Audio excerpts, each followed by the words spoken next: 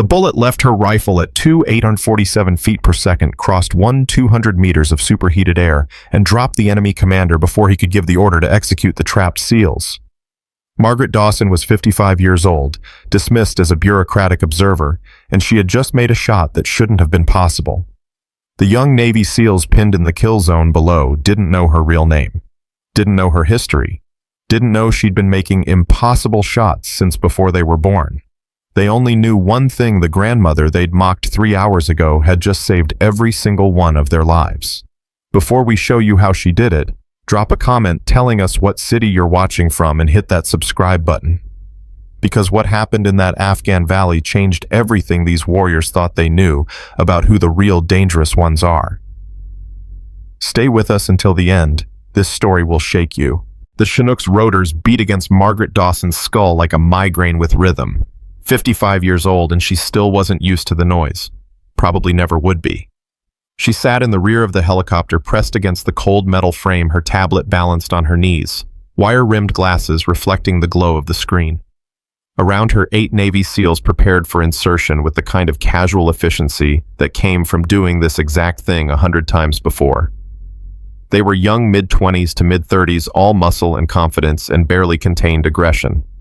They moved through their weapons checks like it was choreography, each man knowing exactly where every piece of equipment belonged, exactly how every system functioned. And they completely ignored her. "Command actually sent us a babysitter," Petty Officer First Class Jake Morrison said, his voice cutting through the rotor noise. He wasn't trying to be quiet. "Like we need some Pentagon consultant watching us work." His teammate, a massive operator named Stevens, grinned. "What's she gonna do, file a report if we don't use proper radio etiquette?" Laughter rippled through the team.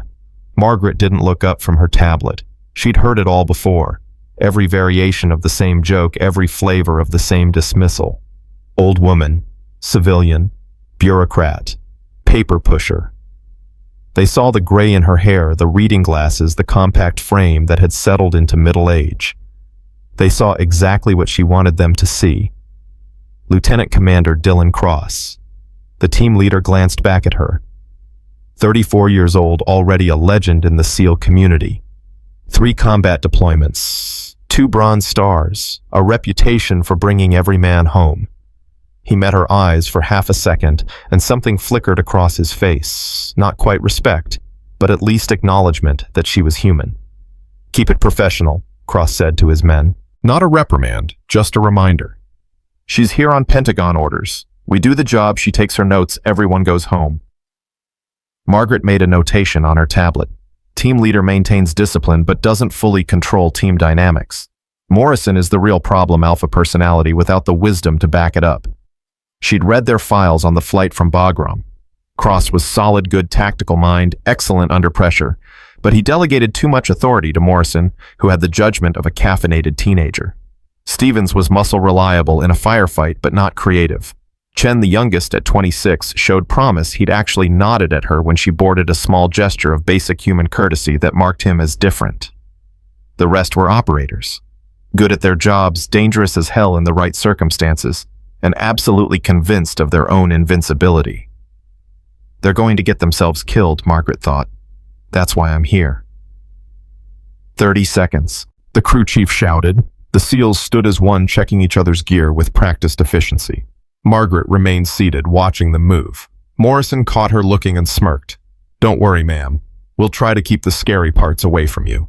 "Appreciate that," Margaret said, her voice neutral, almost bland. She'd perfected that tone over decades, the voice of someone who posed absolutely no threat, who would never challenge, never compete, never be worth taking seriously. The helicopter flared hard, and Margaret grabbed a handhold. Through the open door, she could see the landing zone rising to meet them, a flat stretch of desert floor surrounded by ridgelines that looked like broken teeth against the pale sky. Her eyes tracked across the terrain with automatic precision, cataloging details her conscious mind would process later. Cave entrances, boulder fields, choke points, elevated positions, perfect for overwatch. It's a kill zone, she thought. Natural funnel, limited escape routes, too many elevated positions for effective defense. Tactically, this insertion is insane. But she didn't say anything. That wasn't her role, not yet. The Chinook touched down and the seals poured out like water from a broken dam. Margaret waited, let them establish their perimeter, then gathered her gear and followed. The heat hit her like a physical blow. It was barely 0800 hours, but the Afghan sun was already vicious. Dust swirled in the rotor wash, getting in her mouth, her eyes, her lungs.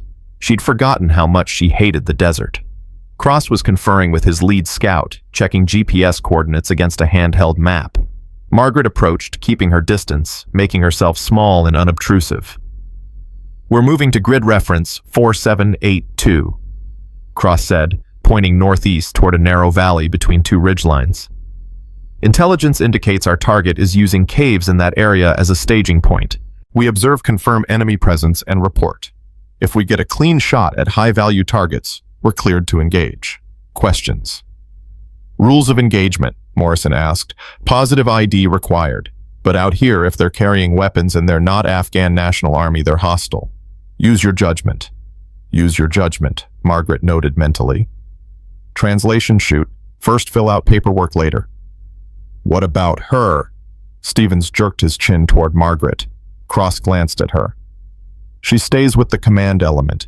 If contact is made, she goes to ground and stays there until we give the all clear. Clear." "Crystal," Margaret said. They moved out. Cross taking point with 3 operators, Morrison leading the rear element. Margaret positioned herself in the middle of the formation, close enough to observe, far enough to be out of the way. The terrain was brutal, loose shale that wanted to slide under every step, rocks that radiated heat like ovens. No shade, no water, except what you carried. Margaret kept pace easily. At 55, she wasn't as fast as she'd been at 30, but she understood economy of movement. She'd learned a long time ago that speed wasn't about raw athleticism. It was about efficiency, about reading terrain, about knowing exactly how much energy each step required and never wasting a single ounce. The young SEALs moved faster than necessary, burning energy they'd need later. But they were confident, aggressive, certain that their youth and training made them invincible. They'll learn, Margaret thought. Or they'll die. Most likely both. 20 minutes into the movement, Chen dropped back to walk beside her. "You doing okay, ma'am?" he asked, his voice low enough that the others wouldn't hear. "Fine, petty officer. Thank you for asking. This your first time in country?" Margaret almost smiled. "No, I've been to Afghanistan before." "When?" "Long time ago, different war, same mountains." Chen processed that. "You were military, sir. Marines, force reconnaissance, before your time." His eyes widened slightly. "You were force recon?" "Was. Now I push papers and evaluate operational readiness for people who've never been shot at." "That why you're here to evaluate us?" "That's what my orders say." Chen was quiet for a moment. "Morrison thinks you're a waste of time. Thinks the Pentagon sent you to justify some budget line item." "Morrison thinks a lot of things. Most of them are wrong, but he's young enough to still believe confidence is the same as competence." Chen laughed quietly. "You got him figured out pretty fast." "I've known 100 Jake Morrisons. They're all the same, talented, aggressive, convinced they're smarter than everyone else in the room. Half of them grow out of it and become good leaders. The other half get people killed." "Which half is Morrison?" Margaret glanced at the operator in question, watching him move with that particular brand of arrogance that came from never having been truly tested. "We'll find out soon enough." They reached the ridge after 40 minutes of climbing. The valley spread below them like something from a biblical epic, ancient, harsh, beautiful, in the way that things are beautiful when they've been designed to kill you. The far slope was pocked with cave entrances, dark mouths in the pale stone, any one of which could hide anything. Cross set up his command position behind a rock formation, pulling out a spotting scope. Morrison deployed the sniper team, Petty Officer Nathan Pierce and his spotter Alex Ramirez, to a hide 20 meters to the east. The rest of the team spread out in a loose defensive perimeter. Margaret found a position behind Cross close enough to observe, far enough to be out of his working space. She pulled out her own binoculars and began scanning the valley. Through the lenses, details resolved, heat shimmer rising from rocks, wind patterns visible, and dust devils dancing across the valley floor. And there, in one of the caves, movement. Got activity, Pierce's voice crackled over the radio. Cave entrance grid 4783. Count 6 No-8 individuals, armed, AK variants RPGs. Can you confirm hostile intent? Cross asked. They're carrying weapons in a combat zone and they're not friendly forces. That's pretty hostile. Cross checked his map. That's within our target area. Morrison, move your element down 50 meters. Get a better angle. Copy. Margaret watched Morrison's team begin their movement. They were exposed on the ridgeline, silhouetted against the sky. Anyone with half-trained eyes and a decent rifle could. The first mortar round hit 30 meters to the west, and the world turned into noise and dust and flying rock. Contact! Someone screamed into the radio, and suddenly everyone was moving, diving for cover, weapons coming up. More mortars impacted walking across the ridge with deliberate precision. Not random fire, someone had pre-registered this position, knew exactly where they were, had been waiting for them. It's an ambush, Cross shouted. All elements fall back to Rally Point Alpha. Machine gun fire erupted from 3 different cave positions, interlocking fields that turned the ridge into a kill zone. Bullets sparked off rocks, whined through the air, kicked up geysers of dust. Morrison's element was pinned, completely exposed, taking fire from multiple directions. We're trapped, Morrison's voice high and tight with something that might have been fear. Can't move, taking too much fire. Pierce tried to return fire, but every time he showed himself a dozen weapons focused on his position. I can't see them. Too much dust, can't get a clear shot. Margaret pressed herself flat behind her rock, evaluating the situation with the cold calculation that came from decades of staying alive in places designed to kill you. The ambush was professional mortars, for suppression, machine guns, for area denial positions, chosen to create interlocking fire that made movement suicide. Whoever had planned this knew what they were doing. And the SEALs were dying. Chen was hit first around, catching him in the thigh. He went down screaming, blood pumping between his fingers. Stevens tried to reach him, took 3 rounds across his body. Armor went flat and didn't move. Morrison was frozen, pressed against a rock, eyes wide with the realization that all his confidence meant nothing against this level of coordinated violence. We need air support, Cross was shouting into his radio. I say again, we need immediate tests. Negative, the response crackled back. No assets available, your location. Closest air is 45 minutes out. 45 minutes. They'd all be dead in 5. Another mortar landed closer this time. Shrapnel whined through the air. Pierce was trying to locate targets through his scope, but the dust and heat shimmer made it impossible. I can't see shit. Someone give me coordinates. Margaret watched Morrison fumble with his map hands, shaking combat effectiveness approaching 0. Cross was trying to coordinate, but his voice had that edge of desperation that meant he knew they were losing, knew his team was about to be wiped out, knew that all his training and experience hadn't prepared him for this. 45 minutes, Margaret thought. These boys don't have 45 seconds. She looked at Chen bleeding out 20 meters away, looked at Stevens not moving, looked at Morrison paralyzed by fear, looked at Pierce, the legendary sniper who couldn't make the shots that would save his team. And she thought about her husband Michael, killed in a Taliban ambush 15 years ago because his team leader had frozen, because the younger operators hadn't recognized the trap, because experience had been dismissed in favor of aggression.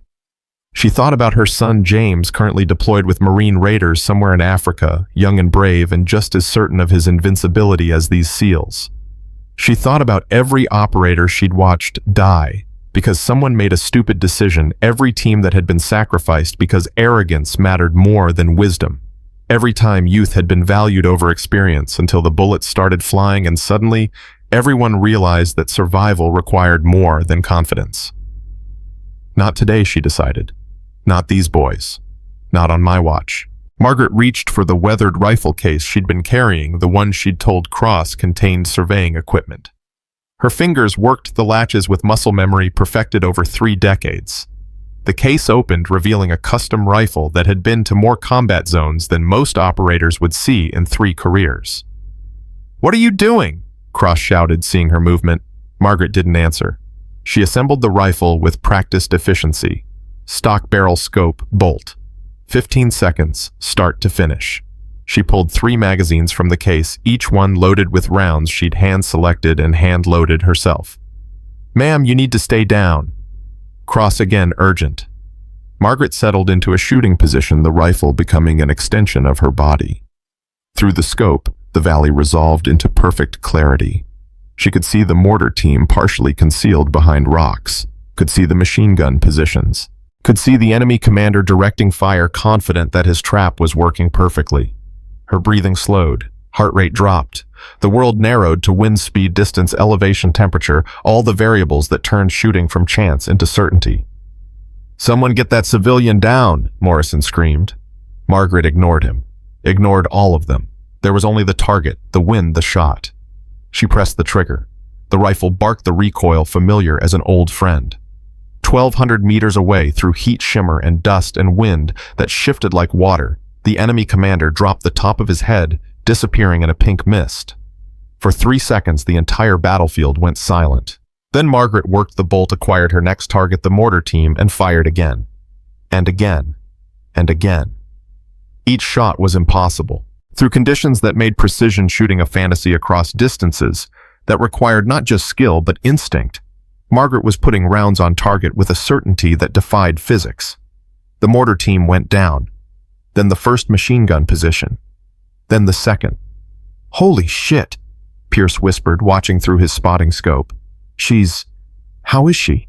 Who the hell is she?" Morrison, his voice cracking. Cross just stared, his tactical mind trying to process what he was seeing. The older woman they'd dismissed as a bureaucrat was shooting like she'd been doing it since before time began, making shots that shouldn't have been possible, turning the ambush around with a ruthlessness that belonged to someone who'd spent a lifetime perfecting the art of precision violence. Margaret dropped 5 more targets in rapid succession, each shot perfect, each one removing a piece from the enemy's tactical advantage. The machine gun fire slackened, became sporadic, then stopped altogether. "Chen's hit bad," Stevens called out, having recovered enough to move. "He's losing blood fast." Margaret never stopped shooting. Stevens applied tourniquet to his thigh 2 inches above the wound. "Morrison, get your head out of your ass and start coordinating fields of fire. Cross call for medevac and give them a landing zone 300 meters north. Pierce, there's a spotter in the cave entrance at grid 4785. Take him out before he adjusts their mortar fire." Her voice cut through the chaos with absolute authority, and something in the tone made them respond automatically. Morrison started moving his element. Cross got on the radio. Pierce acquired the target Margaret had identified and dropped him with a single shot. "Who are you?" Cross asked, his voice quiet, almost wondering. Margaret worked the bolt, scanning for new targets. "Right now, I'm the reason you all get to go home to your families. Questions later. Fight now." Another wave of enemy fighters appeared from the caves, trying to recover from losing their command element. Margaret dropped 3 before they made it 10 meters. Pierce got 2 more. Morrison's element finally started engaging effectively now that Margaret had broken the ambush's coordination. The battle turned from a massacre into a firefight, and then into a rout. The enemy had planned for overconfident SEALs, for predictable American tactics, for standard responses to ambush. They hadn't planned for a 55-year-old woman who shot like she was born doing it, who could read terrain like a language, who'd been fighting in these mountains since before most of them were born. "Medevac inbound 3 minutes, Cross shouted. Margaret kept shooting, providing cover as Stevens dragged Chen toward the landing zone. She could hear the helicopter now, the distinctive sound of salvation approaching. But 3 minutes was an eternity in a firefight, and the enemy wasn't done yet. An RPG streaked across the valley, barely missing Pierce's position. Margaret tracked the shooter, led him by 2 feet to account for wind, and dropped him before he could reload. "How is she making these shots?" Pierce asked again, his voice full of professional disbelief. "The wind, the heat shimmer, the distance, these shots shouldn't be possible." "Apparently nobody told her that," Cross said. The Black Hawk came in fast and low, door gunners suppressing the remaining enemy positions. Margaret provided precision fire, taking out anyone who tried to target the helicopter. The pilot flared hard, kicking up a dust storm that provided temporary concealment. "Go, go, go," Cross ordered. Stevens carried Chen aboard, blood soaking both of them. The rest of the team fell back in an organized retreat, Morrison finally showing some of the competence his reputation suggested. Pierce and Ramirez displaced last, still providing covering fire. Margaret stayed on the ridge shooting. "Ma'am, we need to go," Cross shouted. "Get your team on that bird," Margaret said calmly, dropping another target. "I'll be right behind you." "I'm not leaving you. You're not leaving me. You're following orders from someone who's been doing this longer than you've been alive. Now move your ass, Lieutenant Commander." Something in her voice made Cross obey. He ran for the helicopter, the rest of his team already aboard. The pilot was getting anxious rotor wash, creating a dust cloud that limited visibility. Margaret fired her last 3 rounds, each one counting each one, buying precious seconds, then broke down her rifle with the same efficiency she'd assembled it. She sprinted for the helicopter, her 55-year-old legs remembering how to run when survival required it.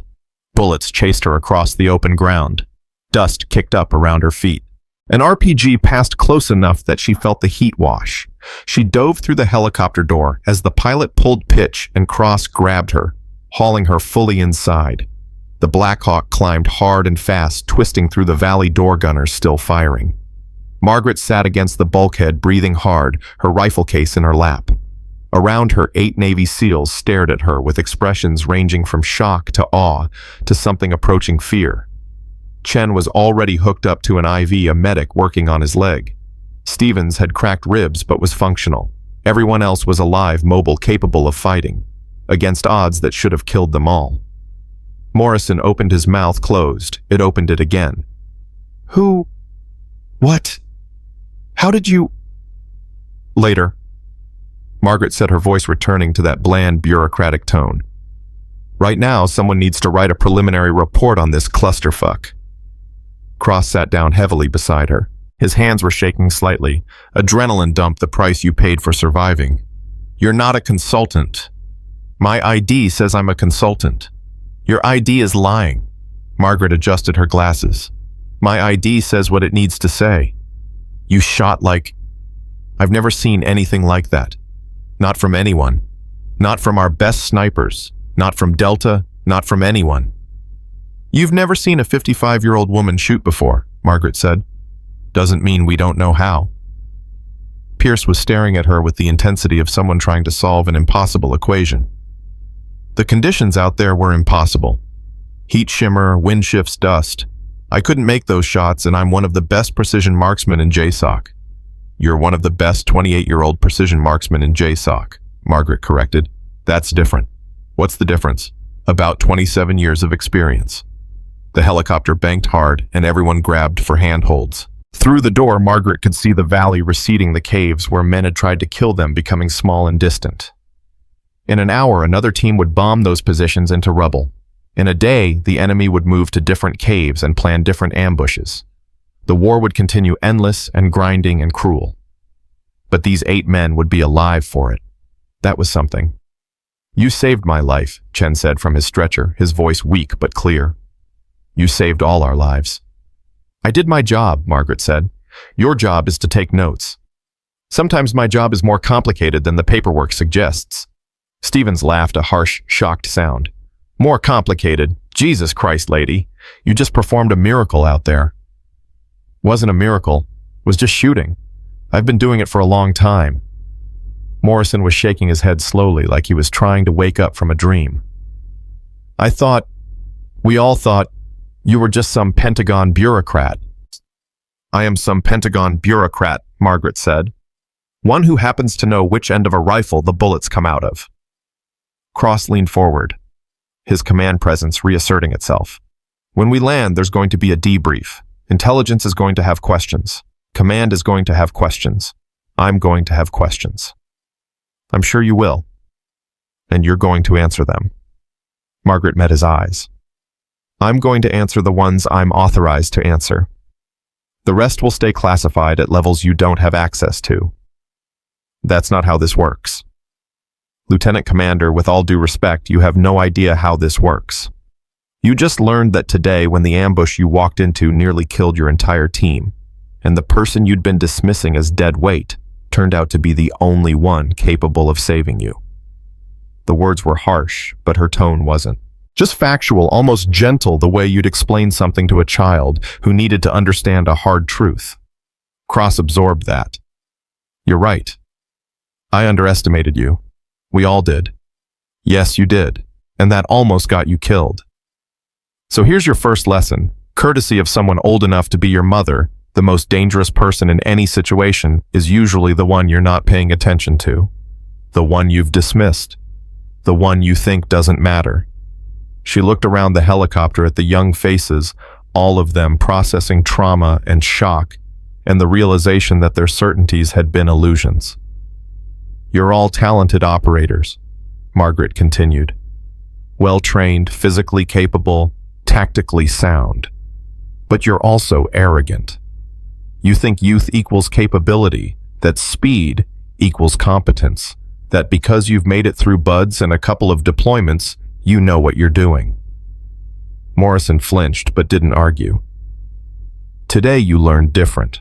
Today you learned that there are people out there who've been doing this since before you were born, who know things you haven't learned yet, who can do things you didn't know were possible. And some of those people look like your grandmother, wear reading glasses and carry tablets instead of machine guns. Who are you? Pierce asked. Really? Margaret smiled slightly. I'm exactly who my paperwork says I am. A civilian consultant evaluating operational readiness. Everything else is classified.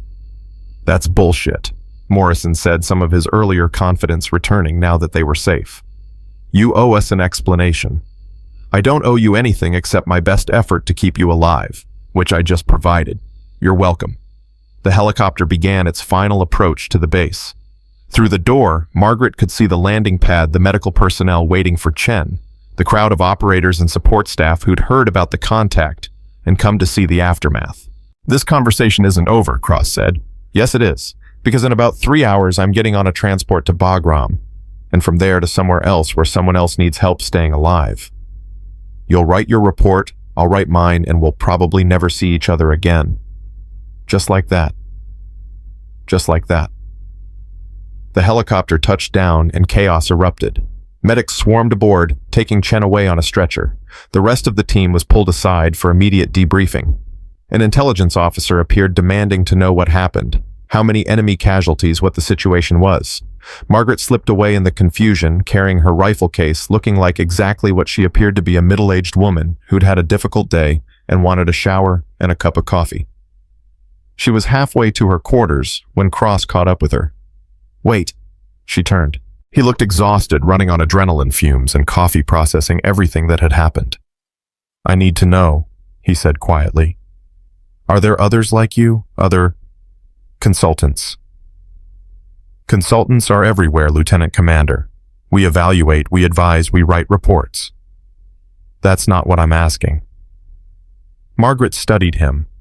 He'd earned some truth, she decided. Not all of it, but some.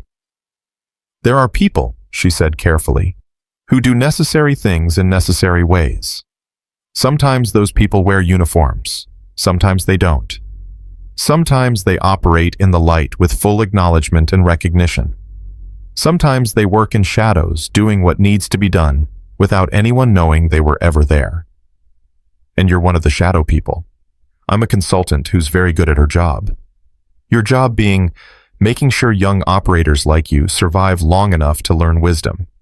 Making sure teams come home when the odds say they shouldn't. Making sure that someone with experience is there when experience matters more than youth. Cross absorbed that. How long have you been doing this? Long enough that I've lost count of how many teams I've saved. Not long enough that I've stopped caring when I have to. The Pentagon knows. The parts of the Pentagon that need to know, yes. And the rest think I'm exactly what my paperwork says. Cross nodded slowly. You could have let us know. Before the mission. Could have told us what you were capable of. No, I couldn't. Because if I had, you would have changed how you operated. You would have relied on me instead of developing your own capabilities. You would have learned nothing. We learned plenty today. Yes, you did. You learned humility. You learned that underestimating people will get you killed. You learned that experience matters. Those are lessons that only stick when you learn them the hard way. By almost dying. By surviving when you shouldn't have. That's the lesson that changes everything. Somewhere in the distance, another helicopter was taking off, heading toward another mission, carrying another team of young operators who thought they knew everything. Margaret watched it go, her expression unreadable.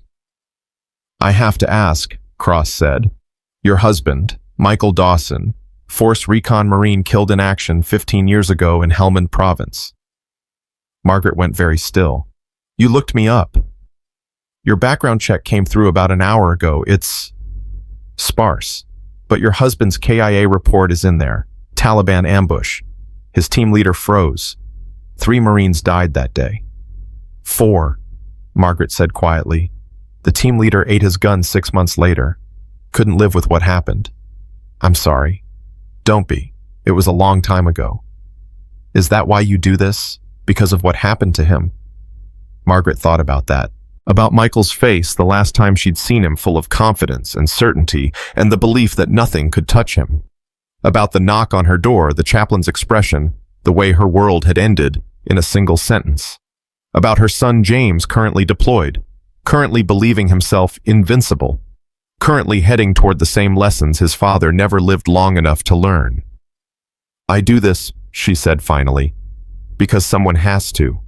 Because young operators need someone watching their backs who knows what to watch for.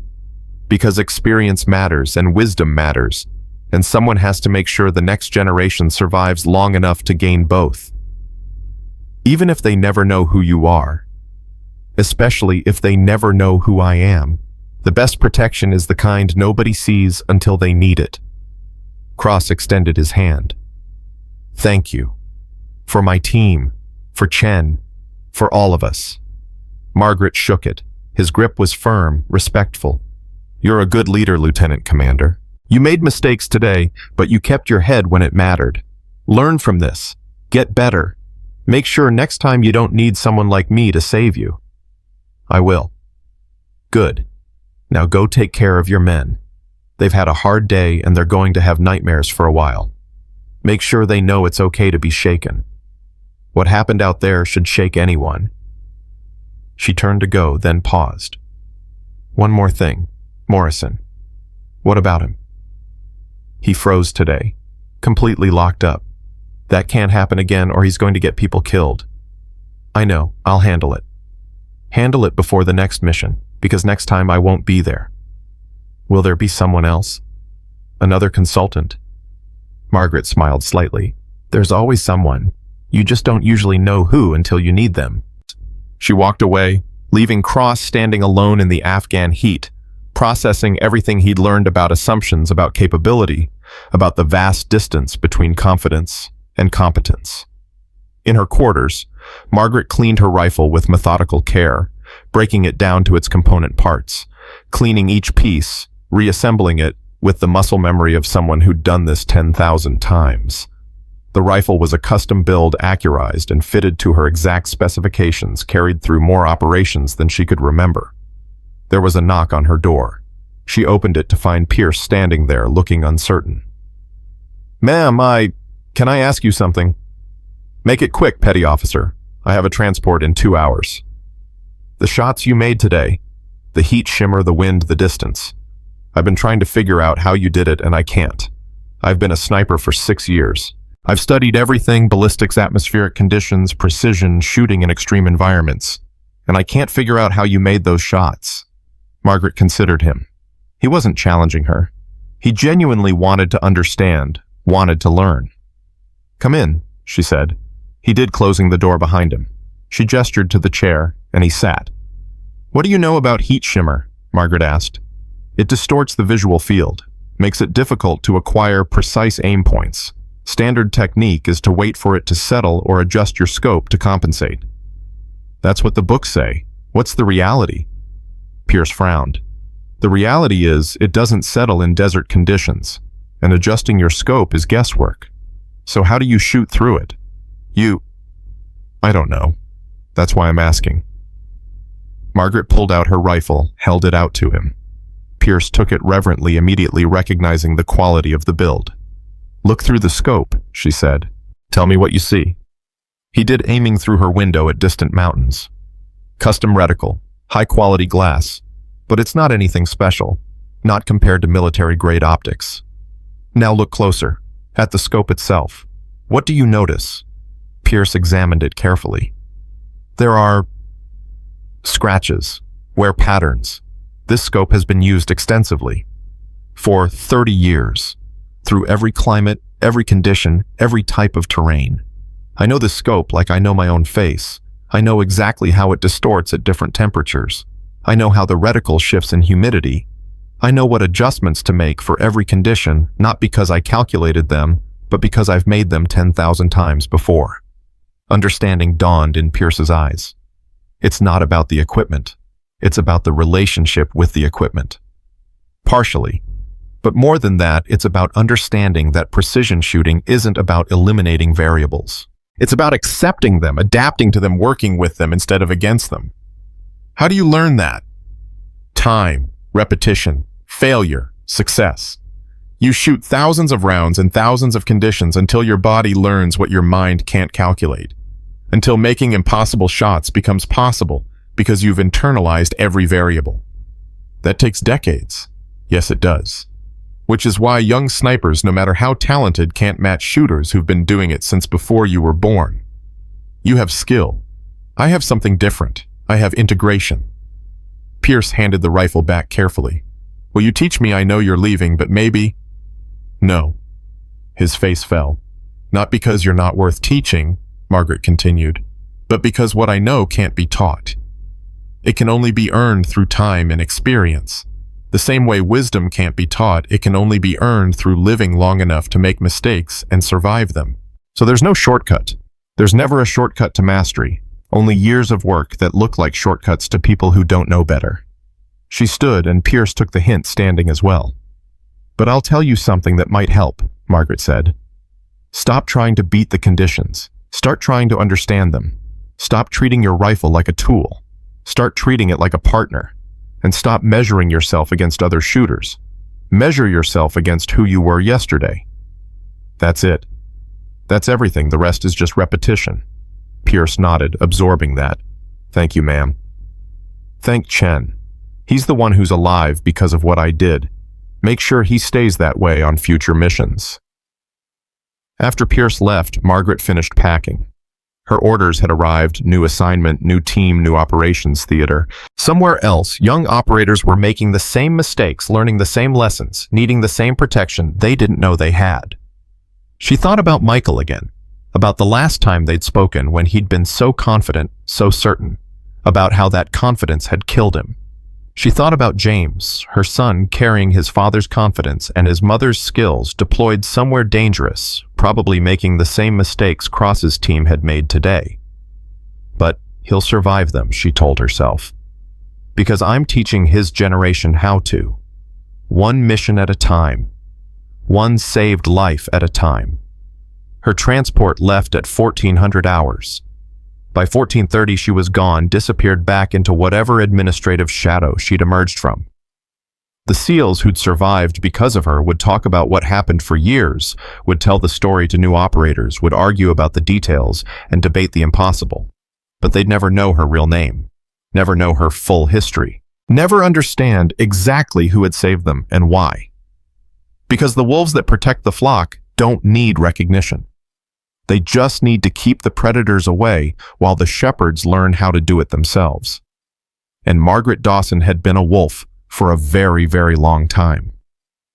The debriefing room at Bagram was exactly like every debriefing room Margaret had ever seen: fluorescent lights that turned everyone's skin the color of corpses, metal chairs bolted to concrete floors, the smell of stale coffee and accumulated stress.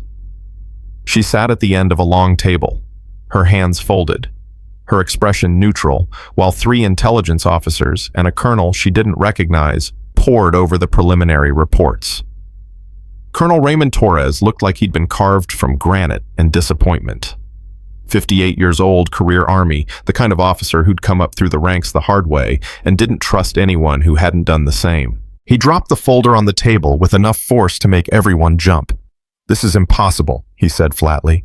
"Which part?" Margaret asked, her voice mild. "All of it. The shots, the distances, the conditions. Our best snipers couldn't make these shots, and you're telling me a civilian consultant did? I'm not telling you anything, Colonel. The after-action reports from 8 Navy SEALs are telling you that. Torres leaned forward, his eyes hard. Your background check came back with more redactions than actual information. Your service record has gaps big enough to hide a war. And according to 3 separate witnesses, you performed precision shooting that defies standard operating parameters for field conditions. Then maybe your parameters need updating. One of the intelligence officers, a captain named Webb, cleared his throat. Ma'am, we're not trying to accuse you of anything. We're trying to understand what happened out there. What happened is exactly what the reports say. The SEAL team was ambushed. I provided supporting fire. Everyone survived. That's the entire story. That's not the entire story, Torres said. That's the sanitized version. I want the real version. The real version is classified above your clearance level, Colonel. The room went very quiet. Torres's jaw tightened, and for a moment Margaret thought he might actually lose his temper. But he was too professional for that. Instead, he pulled out another folder, this one thicker. Margaret Ann Dawson, age 55, born Fort Bragg, North Carolina. Father was Army Special Forces, mother was a nurse. Enlisted Marines at 19. Forced reconnaissance by 23, deployed to Panama, Somalia, Bosnia, Afghanistan, Iraq. Silver Star, 2 Bronze Stars with V device, Purple Heart. Sniper school graduate, close combat instructor, intelligence analyst. He looked up, and then nothing. Your record goes dark for almost 20 years. Just periodic reassignments to various advisory positions with no detail about what you were actually doing. Sounds like you already know everything there is to know. I know what's in the official record. I don't know what's in the gaps. The gaps are classified, Colonel, as I said. Webb tried a softer approach. Mrs. Dawson, we're not the enemy here. We're trying to piece together what happened so we can understand if there are systemic issues with how we're conducting operations in this theater. There are systemic issues, Margaret said. You're sending young operators into environments they don't understand, against enemies who've been fighting in these mountains for generations, with tactical planning that prioritizes speed over survival. That SEAL team walked into an ambush that anyone with experience could have seen coming from 3 miles away. Then why didn't you warn them? Torres demanded. Because warning them wouldn't have taught them anything. They needed to learn the hard way that confidence isn't a substitute for wisdom. So you let them walk into a trap. I let them begin to walk into a trap. Then I got them out of it. That's different. Torres stood abruptly, his chair scraping against concrete. This is unacceptable. I have dead enemy combatants, wounded American personnel, and a civilian consultant who apparently has capabilities that match or exceed our most elite operators. I need answers. You need to accept that some operations occur at classification levels you don't have access to. Margaret said, her voice still calm. And that some personnel serve functions beyond what their paperwork indicates. That's not how this works. Colonel, with respect, you don't know how this works. You know how it works at your level. There are other levels. Before Torres could respond, the door opened and a major walked in carrying a sealed envelope. He handed it to Torres without a word, then left. Torres opened it, read the contents, and his face went through several rapid transformations. Confusion, anger, resignation. He dropped the envelope on the table. You're being reassigned. Effective immediately. All questions regarding your activities are being referred to JSOC Command Authority. This debriefing is concluded. What? Webb looked confused. Sir, we haven't even begun to... It's concluded, Captain. Mrs. Dawson is no longer under our jurisdiction. Margaret stood, gathered her few belongings. Thank you for your time, gentlemen. Wait, Torres said, and something in his voice made her pause. Just tell me one thing. Off the record. Are you CIA, DIA? Some other alphabet agency I'm not cleared to know about? I'm exactly what my paperwork says I am, Colonel, a civilian consultant specializing in operational assessment. That's a non-answer. It's the only answer you're going to get. She walked out, leaving Torres and his intelligence officers to piece together a puzzle they'd never fully solve. In the hallway, she found Chen waiting in a wheelchair, his leg wrapped in enough bandages to make him look like a mummy. "They told me you were leaving," he said. "They told you correctly. I wanted to say thank you before you disappeared." Margaret stopped, studied the young man. 26 years old, his whole life ahead of him, now carrying a bullet wound that would probably earn him a Purple Heart and definitely leave him with a permanent limp. "How's the leg?" she asked. "Doctors say I'll walk again. Eventually. Might not pass the physical fitness standards for SEAL teams anymore, though. That would be a loss. You're good at what you do." Chen smiled slightly. "Not as good as you." "You're young. You'll get better." "Will I get better enough to do what you did?" Margaret considered the question. "Do you know why I made those shots, petty officer? Because you've been doing it for 30 years. That's part of it. But the real reason is because I've missed those shots. Hundreds of times. Thousands of times. I've failed more than you've attempted, and every failure taught me something that success never could. So failure makes you better. Surviving failure makes you better. Learning from it makes you better. Having the humility to admit you don't know everything makes you better. Youth and talent will get you started, but wisdom and experience are what keep you alive long enough to matter." Chen absorbed that. "Morrison's been different since we got back. Quieter. He actually apologized to me for freezing out there. That's growth. Hold on to it. Make sure he holds on to it. And Lieutenant Commander Cross, he's been asking everyone what they remember about you. What you said, what you did, how you moved. He's trying to understand something." "What's he trying to understand?" "How someone he completely dismissed turned out to be the most capable person on that ridge. How he could be so wrong about someone. That's a good question for him to wrestle with. The answer will make him a better leader." Chen shifted in his wheelchair. "Can I ask you something personal?" "You can ask. I might not answer." "Your husband, Michael. Cross told me about what happened to him. Is that why you do this? Because of him?" Margaret was quiet for a long moment. Around them, the base hummed with activity. Helicopters taking off vehicles, moving soldiers going about the endless work of war. Somewhere in this country, other teams were preparing for other missions. Other young operators were about to learn hard lessons. "My husband died because his team leader froze," she said finally. "Because the man responsible for keeping him alive couldn't handle the pressure when it mattered most. Michael was talented, brave, capable. But none of that saved him when leadership failed. So you became the leadership that doesn't fail. I became the safety net. The last line of defense between young operators and the consequences of their inexperience. Someone has to be. That's a lot of weight to carry. Yes, it is, but it's lighter than attending more funerals." A transport pulled up outside, and Margaret recognized the driver, one of the anonymous personnel who moved people like her between assignments without asking questions. "That's my ride," she said. Chen extended his hand from the wheelchair. Margaret shook it, feeling the calluses, the strength in his grip despite the injury.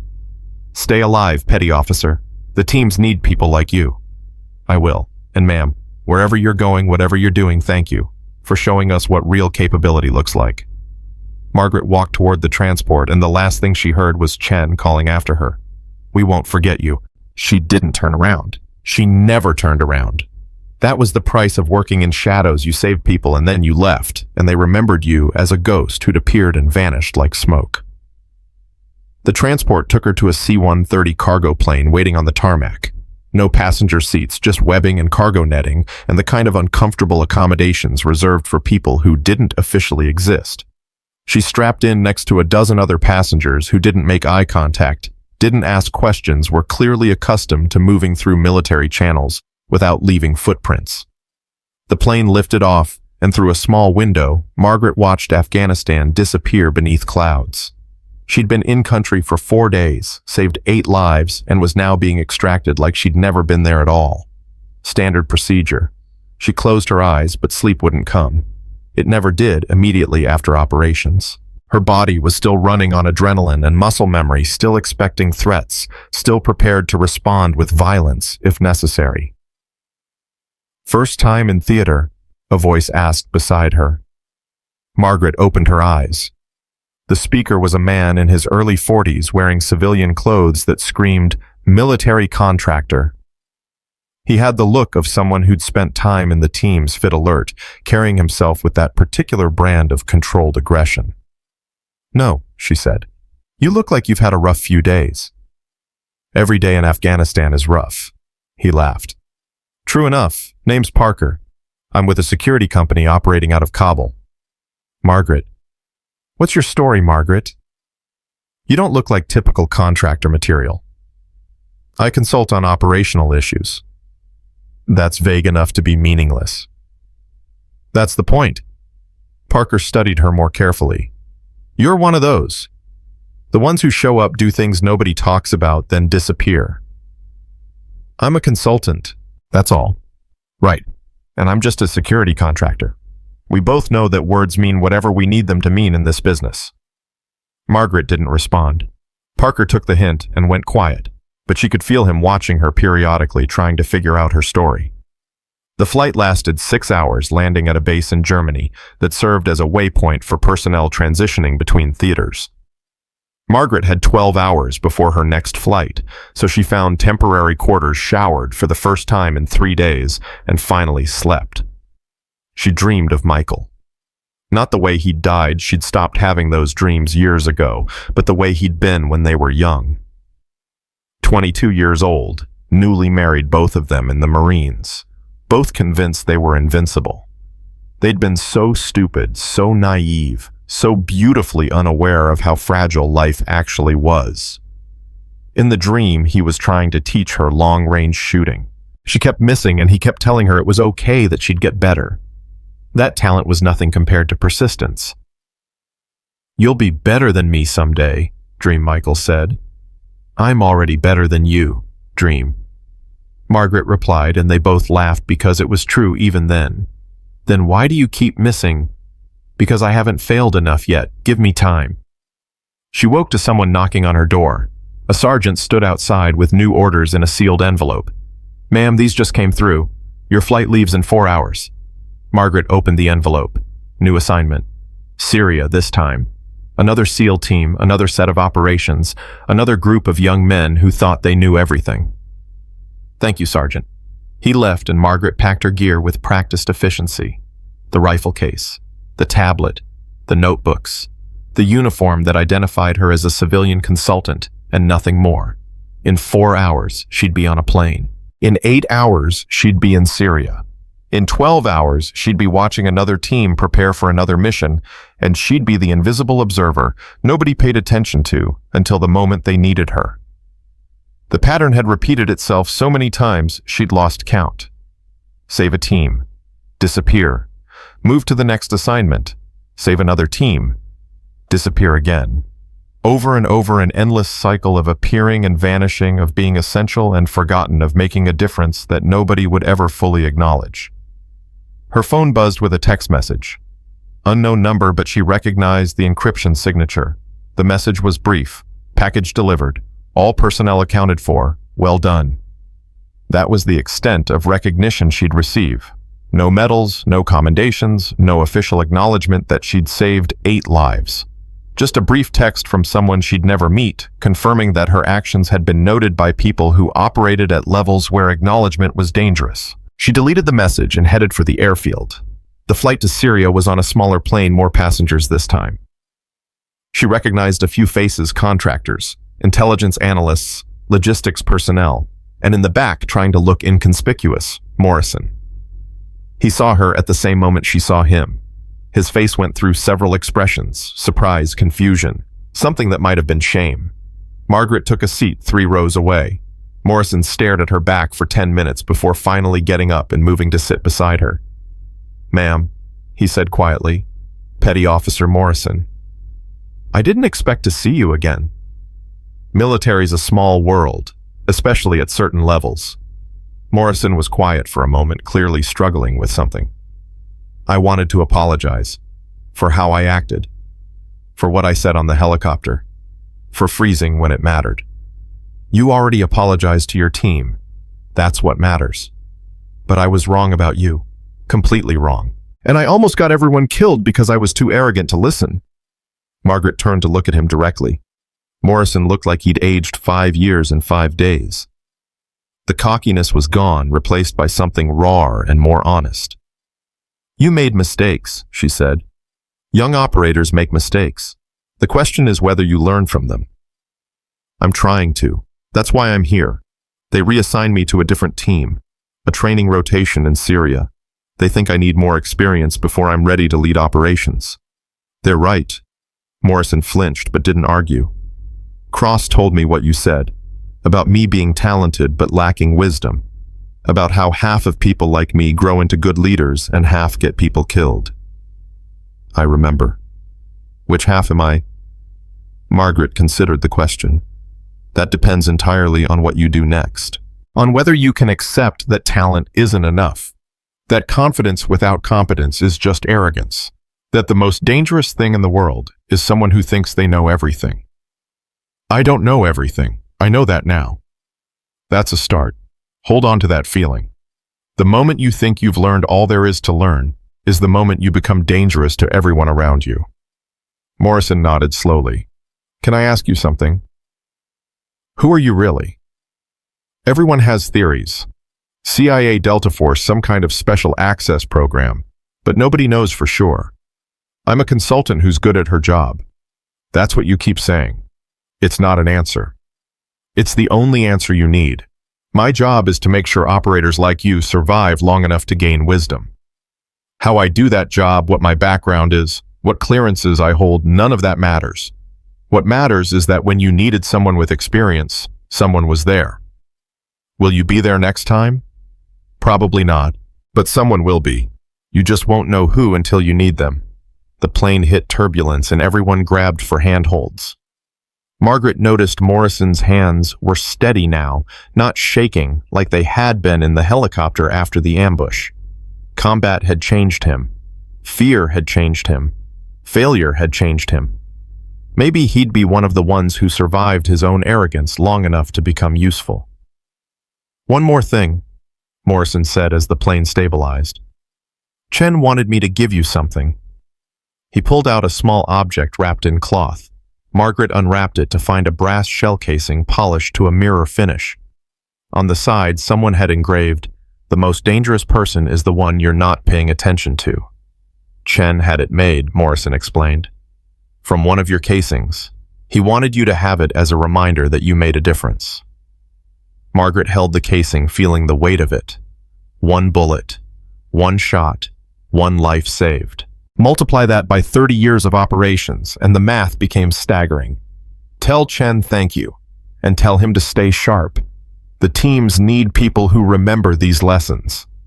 "I will." Morrison returned to his seat, and Margaret tucked the shell casing into her pocket. She'd added to the others a collection of brass and memory that marked the moments when everything had balanced on a single shot and she'd made it count. The plane landed in Turkey, where she transferred to a helicopter that would take her into northeastern Syria. The landscape below was different from Afghanistan, flatter, more urban. The scars of recent conflict visible in collapsed buildings and cratered roads. Different terrain, different enemy, different challenges. Same young operators making the same mistakes, needing the same protection they didn't know they had. The briefing for this assignment came from a lieutenant colonel named Sarah Vance, one of the few people in the system who knew what Margaret actually did and why. "SEAL Team 7 is running counter-ISIS operations along the Euphrates River Valley," Vance explained, spreading maps across the table. "They're good experienced, but they're being pushed hard. Multiple operations per week, limited rest, accumulating stress. We're worried about decision-making fatigue." "Which is how mistakes happen," Margaret said. "Exactly. Your job is to embed with them, observe and intervene if necessary. Same parameters as always. You're officially a tactical consultant there to evaluate their operations. Unofficially, you're the safety net." Team leader. Commander Jason Blake. 42 career SEAL, solid reputation. But he's been pushing his team hard and we're seeing cracks. What kind of cracks? Near misses, close calls. Situations that resolved successfully but shouldn't have been situations in the first place. Blake is talented, but he's starting to believe in his own legend. We need someone to remind him that legends die too. Margaret studied the mission profile. River operations, urban combat, close quarters. Different skill set from mountain warfare, but the fundamentals were the same. Understand the terrain. Respect the enemy. Don't let confidence override judgment. When do I insert? Tomorrow. Blake's been told you're coming and he's not happy about it. Expects you to slow them down, question his decisions, generally be a pain in his ass. Then I'll have to exceed his expectations. Vance smiled slightly. You always do. The helicopter took Margaret to a forward operating base that looked like every fob she'd ever seen: HESCO barriers, guard towers, tents, and prefab buildings arranged in a defensive perimeter. Somewhere between a military installation and a temporary city, occupied by people who'd spent so long deployed, they'd forgotten what normal life felt like. Blake met her at the landing zone, and his body language communicated everything his words didn't. Arms crossed, jaw-tight expression, somewhere between annoyed and hostile. "Commander Blake," Margaret said, extending her hand. He shook it perfunctorily. "Mrs. Dawson, I was told you'd be observing our operations." "That's correct. I was also told I don't have a choice about it." "Also correct." Blake's jaw tightened further. "With respect, ma'am, my team doesn't need observers. We're running complex operations in a high-threat environment. Having a civilian consultant tagging along is a distraction we don't need." "I understand your concern, Commander. I'll stay out of your way." That's what they all say. Then when things get hot, civilians panic, and we have to split our focus between completing the mission and keeping them alive. Margaret smiled slightly. "I promise not to panic." "I've heard that before, too." He turned and walked toward the operations center, clearly expecting her to follow. Margaret did, noting the way he moved, confident to the point of arrogance, no visible acknowledgement that he could be wrong about anything. She'd seen the type 100 times. Talented operators who'd had success after success until they started believing they were invincible. Those were the ones who eventually learned the hardest lessons. The question was whether they'd survive the learning process. In the operations center, Blake's team was preparing for that evening's mission.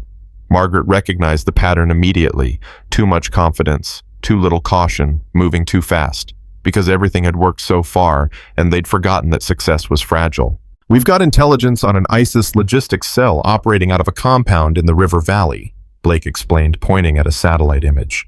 6 to 8 fighters' weapons cache, possibly a high-value target. We go in tonight, secure the compound, gather intelligence extract. "What's the threat assessment?" Margaret asked. "Minimal.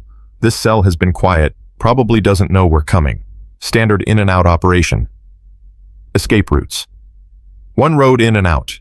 We'll have blocking positions here and here." He indicated 2 points on the map. Margaret studied the terrain.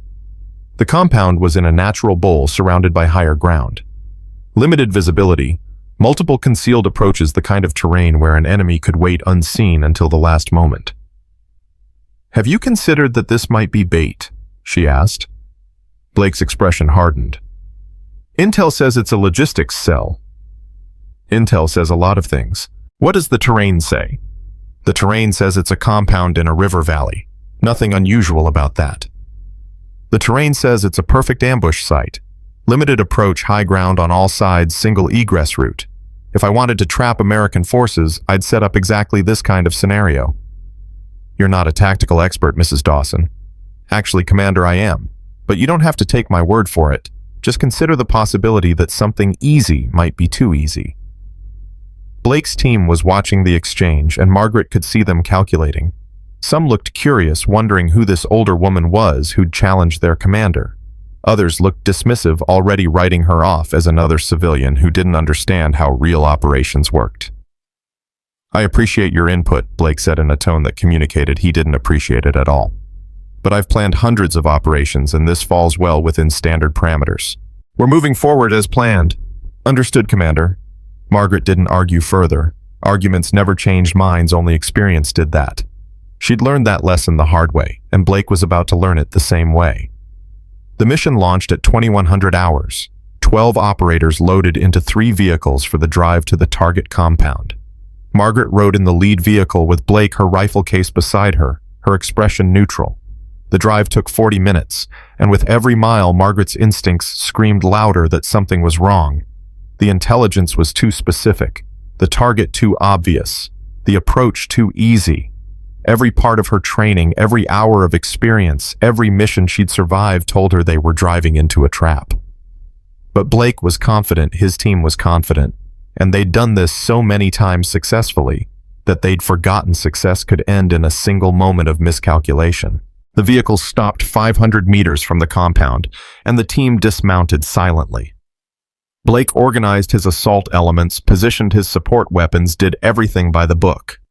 He was good at his job. Margaret could see that. He just wasn't experienced enough to know when the book was wrong. "We breach in 5 minutes," Blake whispered into his radio. "Alpha team takes the main entrance. Bravo team covers rear exit. Charlie team provides overwatch." Margaret positioned herself with Charlie team on a slight rise overlooking the compound. Through her binoculars, she could see the building dark quiet, no visible activity. Too quiet. "Commander," she said softly into her radio, "I don't like this." "Noted," Blake replied, his tone making clear what he thought of her concern. "I'm serious. Something's wrong. All teams prepare to breach." Margaret felt her heart rate slow, her breathing steady. She'd been here before in this exact moment where everything balanced on a knife edge between success and catastrophe. She opened her rifle case. One of the Charlie team operators, a young SEAL named Rodriguez, glanced at her. "Ma'am, you won't need that. This is a low-risk op." "Humor me," Margaret said, assembling her rifle with practiced efficiency. "Alpha team moving." Blake's voice crackled over the radio. Through her binoculars, Margaret watched the assault element approach the compound. They moved well professionally, exactly like they'd been trained. Right up until the moment the compound exploded. Not literally no bombs or mines, but with violence that was just as sudden and devastating. Every window erupted with muzzle flashes. The roof bristled with fighters. The darkness came alive with tracer fire that turned the night into a light show of death. And Blake's team, caught in the open, started dying. Ambush. Blake's voice screamed through the radio, and Margaret was already moving. Her first shot dropped the machine gunner on the roof before he could traverse his weapon toward Alpha team.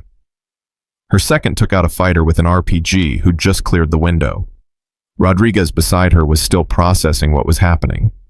His rifle halfway to his shoulder when Margaret's third shot eliminated a sniper position that would have killed him in the next 2 seconds. "Return fire," Blake was shouting, but his team was pinned completely exposed in the kill zone he'd walked them into. Margaret worked her bolt with mechanical precision. Target acquire fire, next target. The rifle had become an extension of her body years ago, and now it did what needed to be done while her conscious mind calculated the larger tactical picture. Blake had 12 operators down there. She could see 8 enemy positions from her vantage point, which meant there were probably twice that many she couldn't see. "Charlie team, lay down suppressing fire," Blake ordered. Rodriguez finally started shooting, but he was panicking, wasting ammunition on walls and empty windows.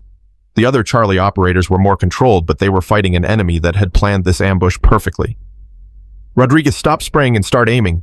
Margaret snapped, her voice cutting through his panic. 3-round bursts, pick your targets, make every shot count. He responded automatically to the authority in her voice, and his fire became more effective. Margaret dropped 2 more fighters, then keyed her radio. "Commander Blake, you need to fall back now. You're in a pre-planned kill zone. We can fight through this." "No, you can't. You've got at least 20 fighters in prepared positions with interlocking fields of fire. Fall back or die here. Those are your options." An RPG streaked across the compound and hit one of the vehicles in a ball of flame. Margaret heard someone screaming over the radio, couldn't tell who, but the sound meant wounded, and wounded meant time they didn't have. "Alpha team, fall back to vehicles." Blake finally ordered, his voice tight. "Bravo, cover their movement." Margaret provided overwatch, dropping anyone who tried to shoot the retreating SEALs. Her ammunition was finite. She'd brought 4 magazines, 60 rounds total, and she was already halfway through her second magazine. Every shot had to count, had to remove a threat, had to buy the team seconds they needed to survive. A SEAL went down, hit in the leg. His teammate grabbed him, started dragging him backward. Margaret killed the fighter who'd shot him, then killed another who was trying to finish the job. The mathematics of combat were brutal and simple. She had to kill faster than the enemy could, had to be more accurate, more efficient, more lethal. "Vehicle 2 is hit," someone shouted. Engines dead, were immobile. What? Blake's tactical situation was deteriorating rapidly. 2 vehicles left, 1 burning, at least 3 wounded, and an enemy force that had every advantage. Margaret could see the moment he realized how badly he'd miscalculated, the instant where his confidence shattered and was replaced by the cold terror of understanding you'd just gotten your team killed. "Mrs. Dawson, we need immediate support." Blake's voice cracked slightly. "I'm providing it, Commander. Keep your people moving." But she couldn't do this alone. She was one shooter, and even perfect shots couldn't change the fundamental tactical reality that they were outnumbered, outpositioned, and running out of time. Her radio crackled with a new voice. "Charlie Actual, this is Reaper 6. We're inbound 3 minutes out." Reinforcements. Blake had called for the quick reaction force before the ambush. 3 minutes was an eternity, but it was better than nothing. "Copy, Reaper 6. Margaret responded because Blake was too busy trying to save his team to coordinate. "Be advised, hot LZ, multiple enemy positions, friendly forces withdrawing under fire." "Understood. Hold what you've got." Margaret's 3rd magazine was empty. She reloaded smoothly, never taking her eyes off the battlefield. Rodriguez had stopped panicking and was fighting effectively. Now his shots controlled and deliberate. The rest of Charlie team was laying down suppressive fire that was keeping some of the enemy heads down. Alpha team reached the remaining vehicles, loading wounded first. Margaret counted heads 9, visible 3, unaccounted for. Either wounded and already loaded, or dead and staying dead. "Bravo team, fall back now," Blake ordered. But Bravo team was pinned on the far side of the compound, taking fire from positions that Margaret couldn't reach from her angle. She could see the team leader, a stocky operator named Jennings, trying to organize a fighting withdrawal, but they were stuck. "Commander, Bravo team needs help," Margaret said calmly. "They can't break contact from their position." "I know." Blake's voice was ragged. "I don't know what to do." And there it was, the moment every leader dreaded, when the situation exceeded your training and experience, when the playbook had no answers, when you had to accept that you were out of your depth. Margaret made a decision. "Rodriguez, you're in command of Charlie position. Maintain suppressing fire on the compound. Don't let them maneuver." "Where are you going?" Rodriguez asked, his eyes wide. "To get Bravo team." "That's suicide." "Only if I do it wrong." Margaret grabbed her rifle and moved before anyone could argue, sliding down the slope toward the compound. Every instinct screamed this was insane, but instincts could be overridden when lives were at stake. She'd done this before, moved alone through hostile terrain, relied on speed and surprise. And the fact that nobody expected a 55-year-old woman to be the most dangerous thing on the battlefield. She reached a ditch that ran parallel to the compound, using it for concealment. From this angle, she could see 3 enemy positions that had Bravo team pinned. She settled into a shooting stance, controlled her breathing, and started working. First position, 2 fighters. She dropped them both with shots so fast they looked like a single motion. Second position, 1 fighter with a machine gun. Headshot at 400 meters through an opening barely larger than a fist. Third position, 3 fighters. She took the center one first, then right, then left, working so fast they didn't have time to react. "Bravo team, you've got a window," she called over the radio. "Move now." Jennings didn't question, didn't hesitate. His team broke contact and sprinted toward the vehicles, and Margaret covered them with precision fire that made the enemy think they were facing an entire squad instead of one woman. But moving had exposed her position, and suddenly rounds were impacting around her, kicking up dirt, sparking off rocks. Margaret rolled left, found new cover, kept shooting. Her 4th magazine was running low, maybe 10 rounds left, and she still had to get back to Charlie position. The sound of helicopters cut through the gunfire, the QRF arriving 2 Blackhawks with door gunners who immediately started suppressing enemy positions. Margaret used the distraction to sprint back toward the slope, her legs burning her lungs, screaming her body, reminding her that 55 was not the same as 25. She made it back to Charlie position as the QRF fast-roped down fresh operators, hitting the ground and immediately engaging. The tactical situation reversed in seconds. What had been an ambush became a firefight, became a rout, as the enemy realized they were now outnumbered and outgunned. Blake's team extracted to the vehicle's engines, roaring tires spinning. The QRF provided covering fire as they rolled out, and Margaret loaded into one of the helicopters with the reinforcements. Only when they were airborne did she allow herself to breathe. Rodriguez was staring at her with an expression somewhere between awe and disbelief. "What the hell are you tired?" Margaret said, ejecting her magazine and checking her remaining ammunition. 6 rounds. She'd come within 6 rounds of running dry in the middle of a firefight. The flight back to the FOB took 15 minutes. When they landed, Blake's team was already there, medics swarming the wounded. Margaret saw 3 stretchers, which meant 3 casualties serious enough to need immediate treatment. Could have been worse. Should have been worse. Would have been worse without intervention. Blake stood apart from his team, his face ashen, watching the medics work. He looked like a man who'd just seen his own mortality and didn't like what he'd found. Margaret approached him quietly. Casualty count. 3 wounded, 1 serious. Johnson took shrapnel to the chest and abdomen. They're stabilizing him for medevac. Everyone else accounted for. Yes, everyone made it out. Blake turned to look at her. Because of you. Because your team fought well under pressure. Don't. Blake's voice was sharp. Don't patronize me. You warned me it was an ambush. You told me the terrain was wrong, and I ignored you because I thought I knew better. You thought what your experience told you to think. My experience almost got my team killed. Blake's hands were shaking slightly, and a civilian consultant had to save us because I was too arrogant to listen. Margaret was quiet for a moment, watching the organized chaos of the medical response. How old are you, Commander? 42. Why, I'm 55. I've been doing this for longer than you've been alive, and I've made every mistake you made tonight, plus 100 more you'll hopefully never make. The question isn't whether you failed, you did. The question is what you do next. What do I do next? You learn, you remember. You never make the same mistake twice. And you accept that confidence without wisdom will kill you and everyone counting on you. A lieutenant colonel Margaret didn't recognize was approaching, his expression grim. He was built like a tank and moved with the kind of aggressive energy that suggested he was about to have a very unpleasant conversation with someone. Commander Blake, the officer said, his voice cold. I need you to come with me. Now. Blake straightened, trying to recover some dignity. Yes, sir. And you. The colonel turned to Margaret. Mrs. Dawson, you too. They followed him to the operations center, where a secure video feed showed a 2-star general whose expression suggested he'd had a very bad night, made worse by having to deal with this situation.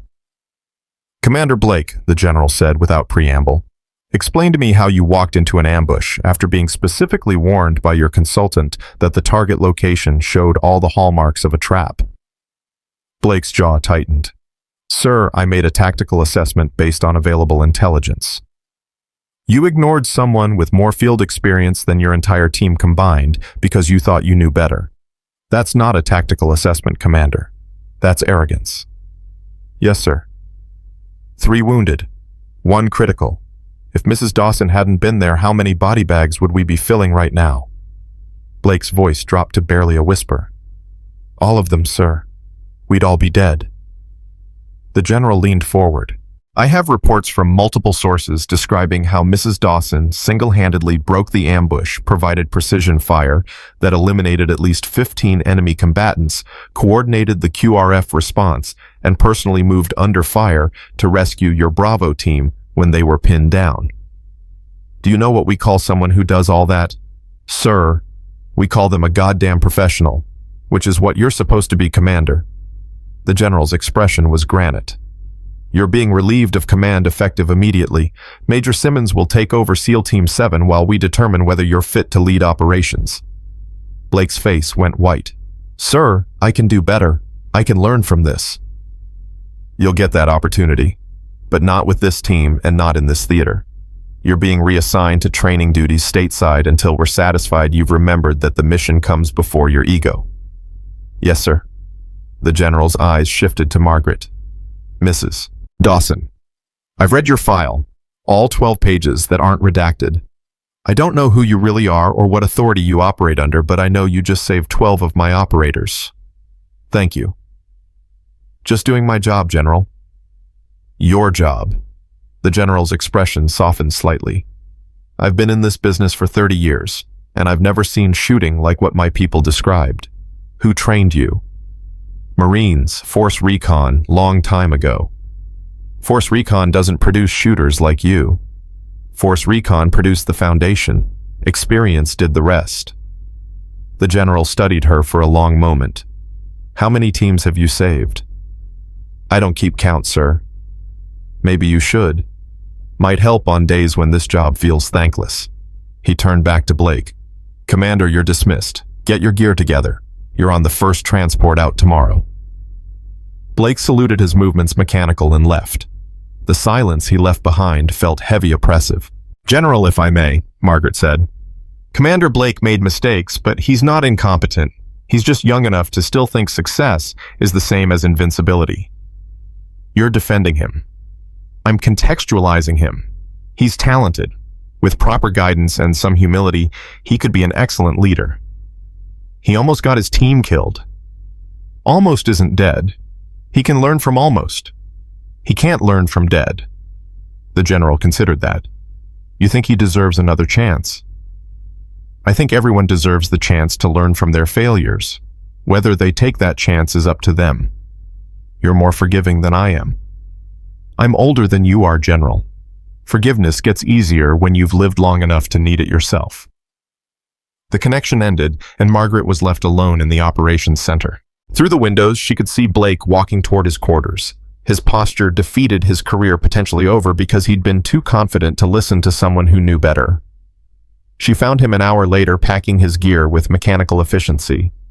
His team had already said their goodbyes. She'd watched from a distance as each operator had shaken his hand, some supportive, some clearly angry, at the situation he'd put them in. Mind if I come in? Margaret asked from the doorway. Blake didn't look up. Come to watch the arrogant commander pack his bags. Come to see how you're handling failure. How do you think I'm handling it? I got relieved of command. My career is probably over. My team lost confidence in me. He threw a uniform into his bag with more force than necessary. I've spent 20 years building a reputation, and I destroyed it in one night because I was too stupid to listen. Margaret sat on the edge of his bunk. My husband was killed in an ambush in Helmand Province 15 years ago. Blake stopped packing, turned to look at her. His team leader was a lot like you, Margaret continued. Talented, confident, decorated. And he walked his team into a trap because he thought his experience made him invincible. Michael, my husband, and 2 other Marines died because one man couldn't accept that he might be wrong. I'm sorry. Don't be sorry. Learn. Michael died because his team leader never had someone force him to confront his limitations before they became fatal. You had someone. You had me. And you're alive because of it. 3 of my men are wounded. Johnson might not make it. But they might. And they wouldn't have even that chance if I hadn't been there. That's the difference between your failure and Michael's team leader's failure. You failed forward. You survived. You can learn. Blake sat down heavily. How do I come back from this? You accept responsibility. You learn humility. You spend the next few years becoming the leader you thought you already were.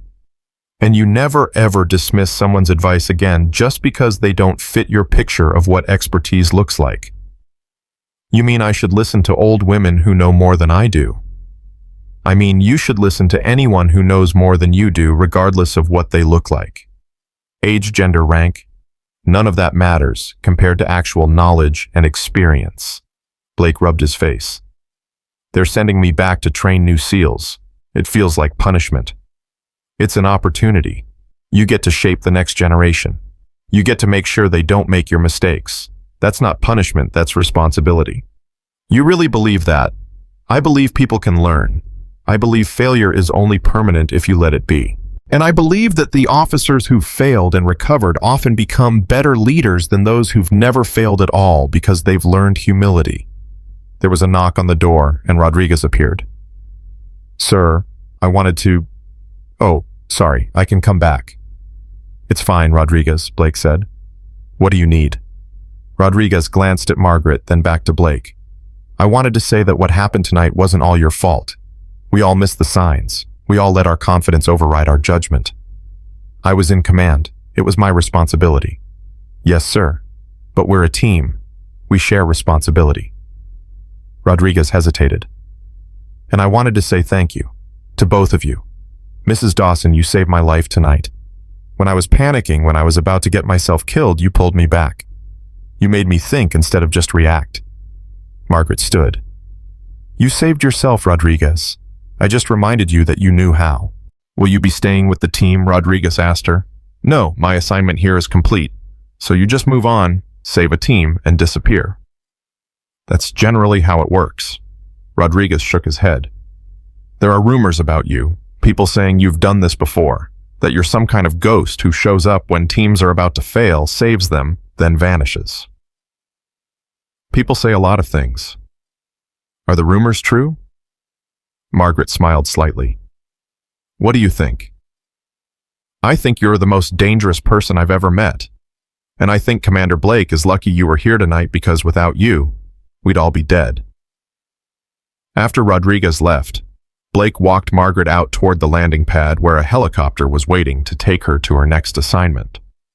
The night was quiet now, the chaos of earlier replaced by the normal sounds of a military base at night, generators, humming distant voices, the ever-present sense of controlled tension. Can I ask you something? Blake said. Personal. You can ask. Do you have children? Margaret was quiet for a moment. A son, James. He's a Marine raider currently deployed in Africa. Is he like you? He's like his father. Confident, talented, convinced he's invincible.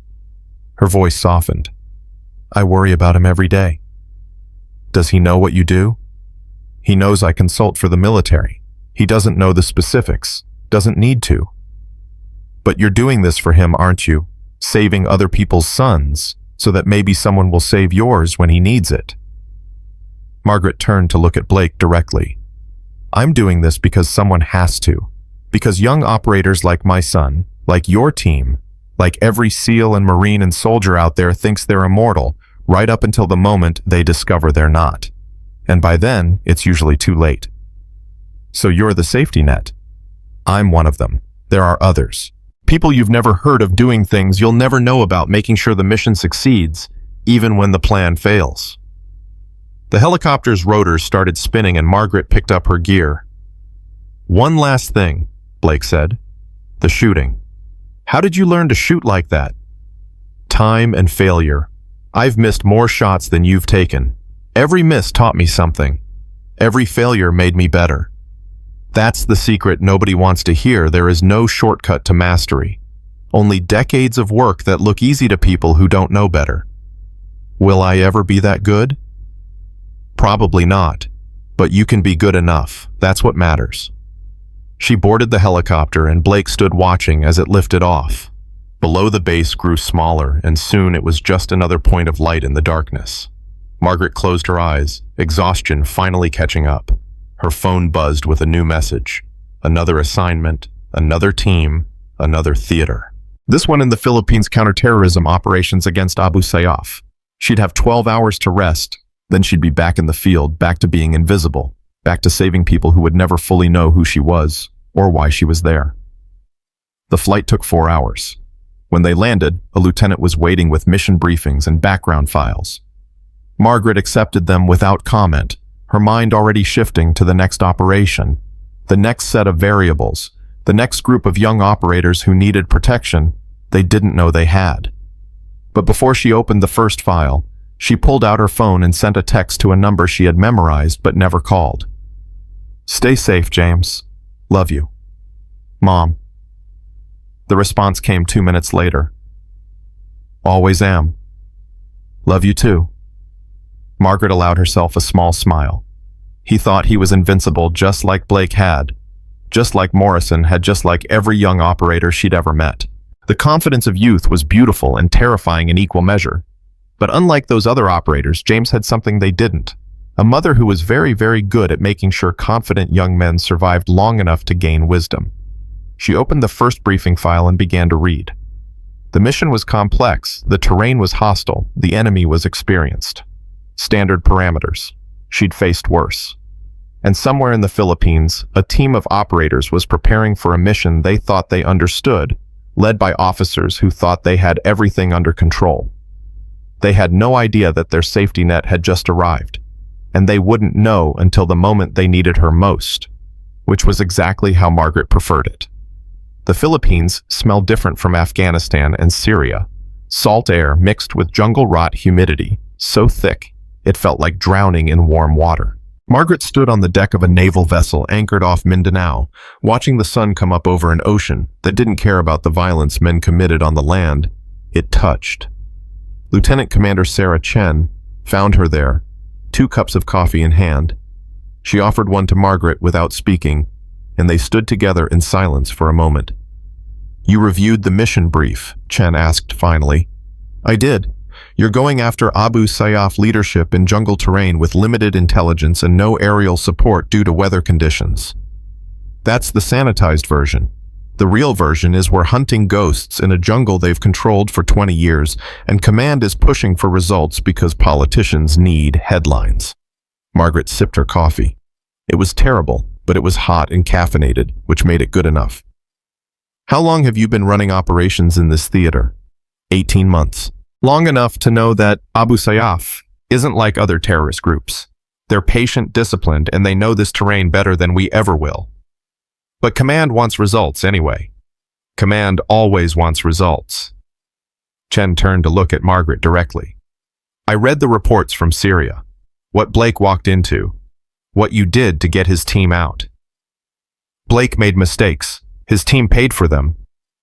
And you cleaned up the mess, like you've been doing for how long, 30 years? Margaret didn't answer directly. "How's your team, Commander?" "Good. Experienced. But I'm worried about my XO, Lieutenant Marcus Webb. He's talented, aggressive, wants to prove himself. Reminds me of myself 10 years ago." "That's not a compliment, is it?" Chen smiled slightly. "No, it's not. The version of me from 10 years ago would have gotten people killed if someone hadn't pulled my head out of my ass." "Who pulled it out?" "Gunnery sergeant named Patricia Hendricks. 52 years old, looked like somebody's grandmother could outshoot and outfight anyone in the platoon. She saved my life in Fallujah, then spent the next 6 months teaching me the difference between confidence and competence." "What happened to her?" "Retired. Living in North Carolina, growing tomatoes and teaching marksmanship to veterans with PTSD. Chen's expression softened. "She told me once that the best warriors are the ones who survive long enough to teach the next generation. I didn't understand what she meant until I started seeing young officers make the same mistakes I had. And now you're one of the ones teaching." "Trying to. It's harder than I expected. Young officers don't want to hear that they don't know everything." Margaret thought about Blake, about Morrison, about the 100 other young commanders she'd encountered who thought experience was something you could shortcut with talent and aggression. "They'll learn," Margaret said. "The question is whether they'll survive the learning process. That's why you're here, isn't it? To make sure they survive." "That's what my orders say." Chen finished her coffee. "Webb is going to challenge you. He's already told me he doesn't think we need a consultant slowing us down. He called you a political appointee, said having you along is just the Pentagon covering their ass. He's entitled to his opinion, even if his opinion is going to get him killed. Especially then. Opinions change when they collide with reality." The mission briefing was held in the ship's operations center, a cramped space filled with maps and satellite imagery, and the accumulated tension of people preparing to go into hostile territory.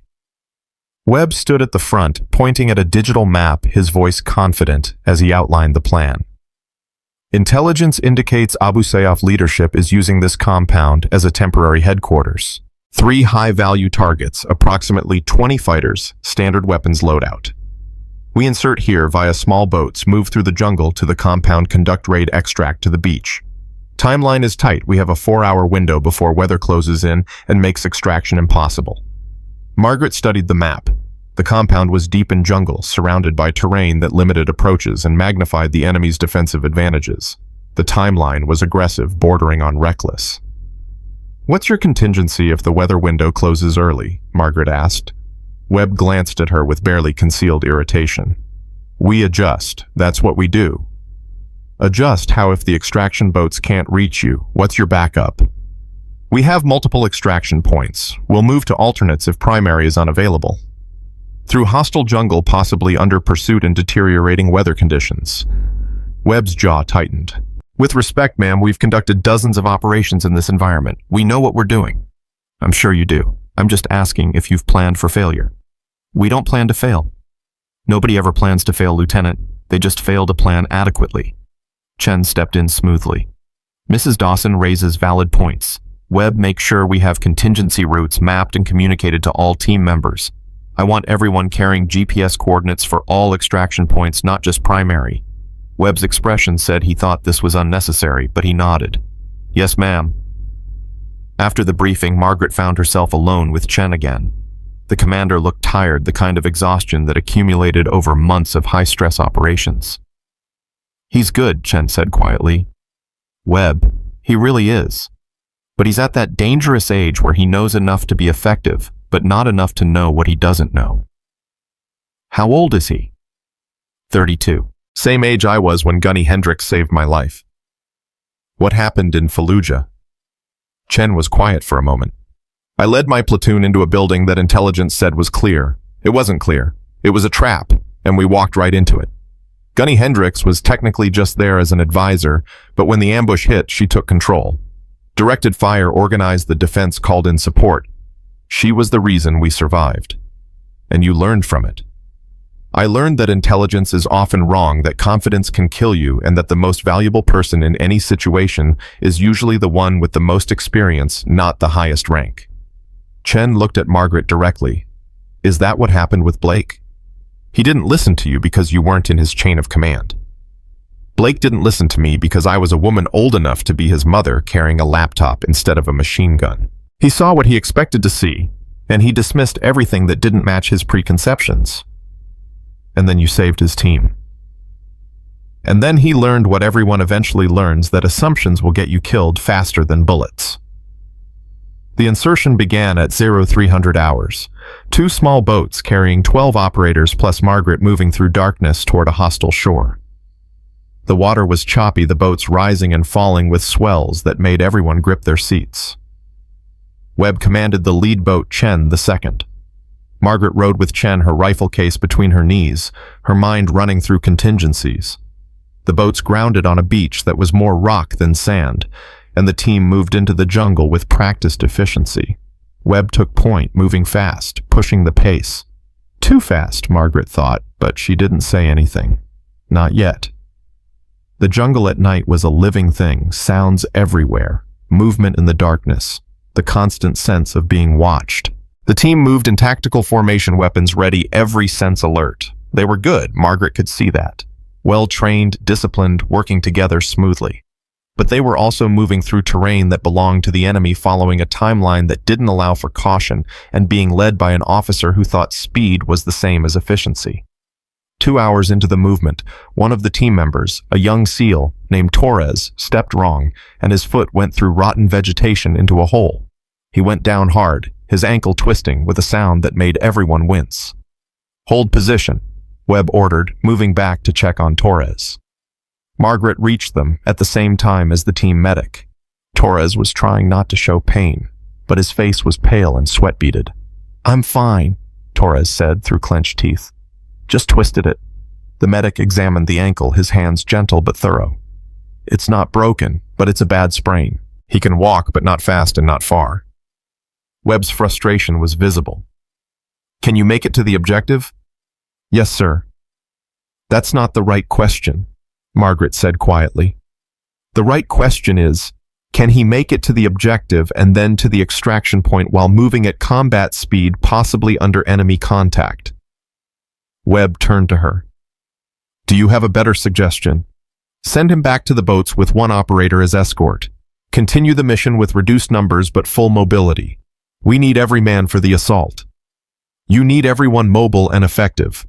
Torres hobbling through the jungle puts the entire team at risk. Webb's jaw tightened. Torres, can you continue?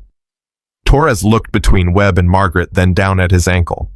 Margaret could see the calculation in his eyes, loyalty to his team versus honesty about his capabilities.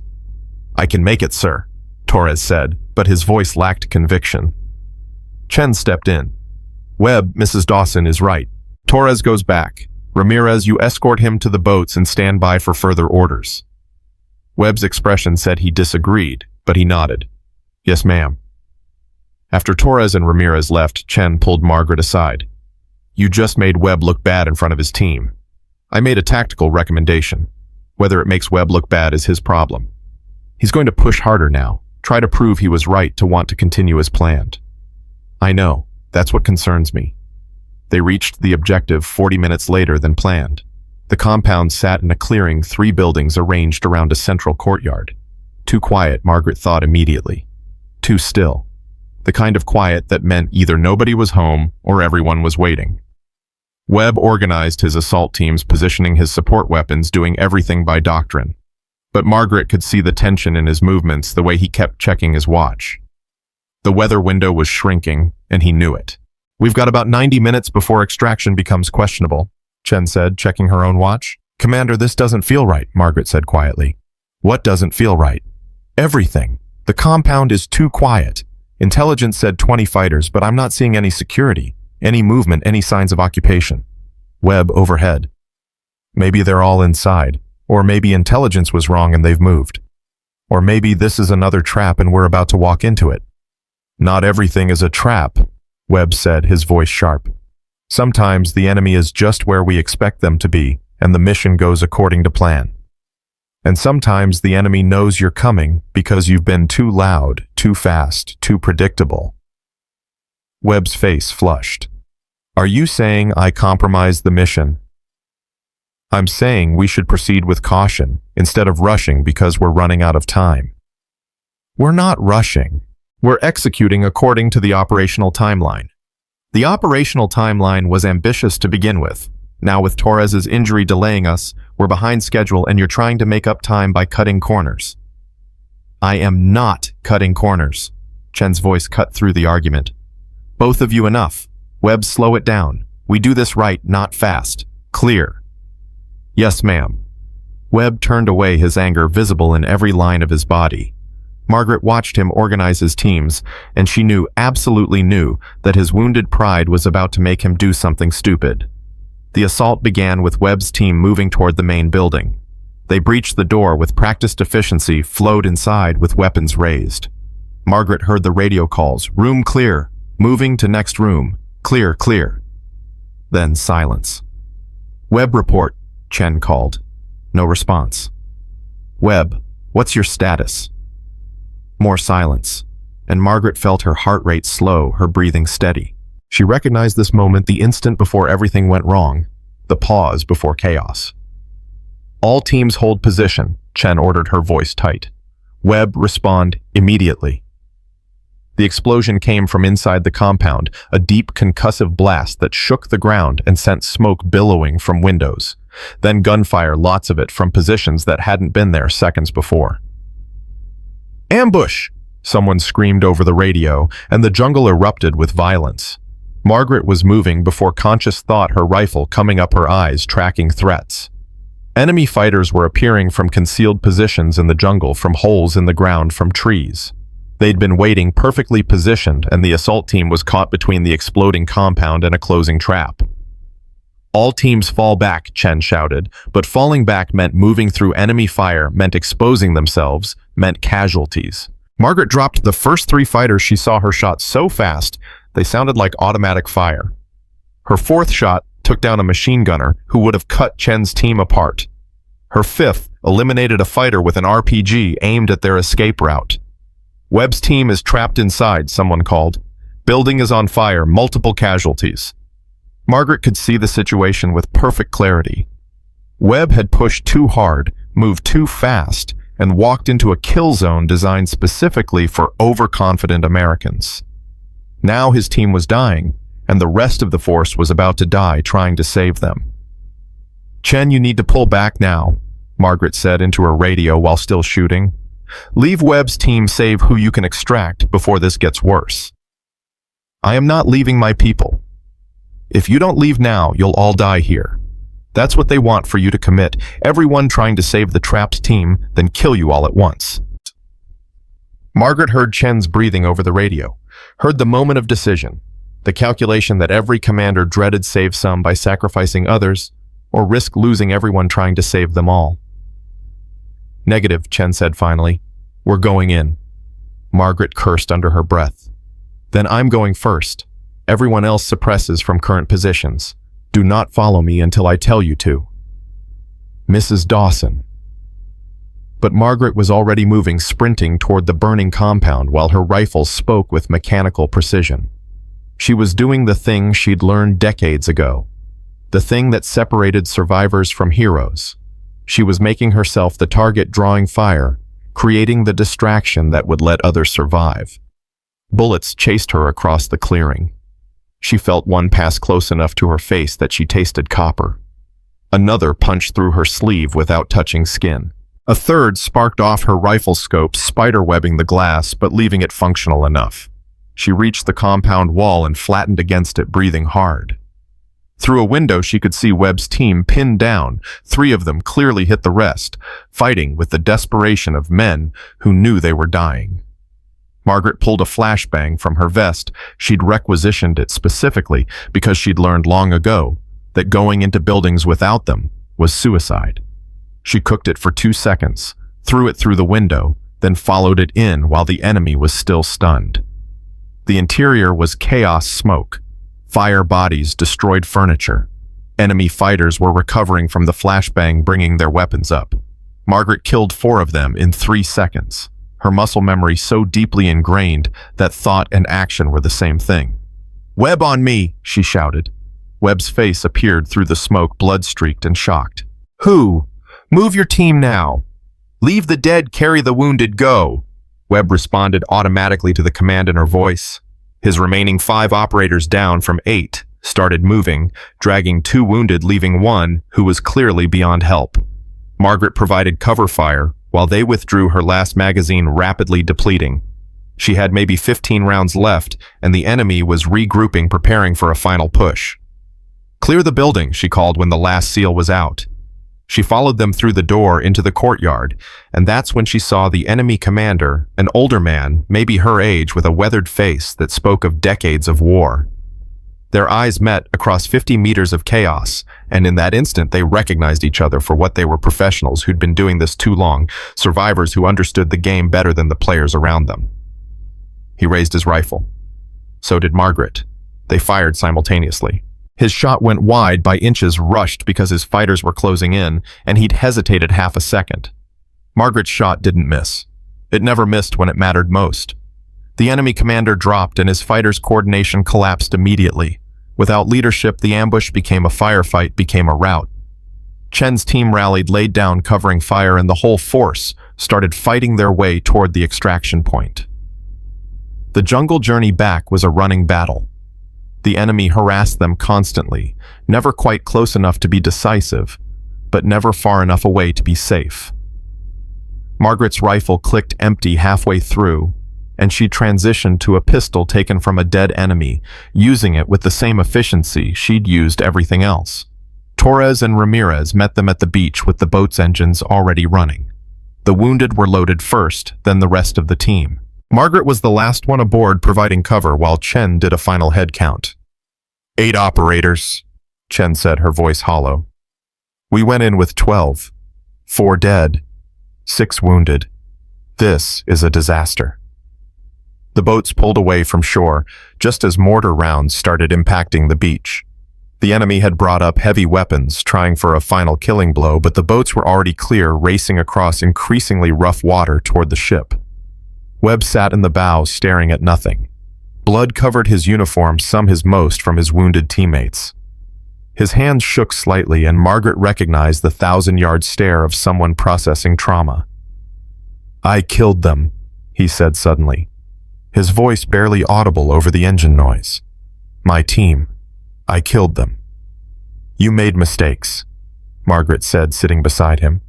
Mistakes got them killed. That's different from you pulling the trigger. Is it? I pushed too hard, moved too fast, ignored your warnings. That's the same as killing them myself. No, it's not. Killing them yourself would have been deliberate. What you did was make errors in judgment that had fatal consequences. Those are different things. They're dead either way. Yes, they are. And you're going to carry that for the rest of your life. The question is what you do with it. Webb turned to look at her, his eyes red-rimmed. How do you live with getting people killed? Margaret thought about Michael, about the team she hadn't reached in time, about all the operators who'd died over 30 years despite her best efforts. You learn from it, she said finally. You remember their names. You make sure their deaths teach lessons that save future lives. And you accept that command means responsibility. And responsibility means living with the consequences of your decisions, good and bad. I don't know if I can. You don't have a choice. Those 4 men are dead. You can let their deaths be meaningless, or you can let them mean something by becoming the kind of leader who doesn't repeat your mistakes. The ship appeared through the rain that had started falling, and the boats pulled alongside. Medical personnel swarmed aboard immediately, triaging the wounded, moving with practiced efficiency.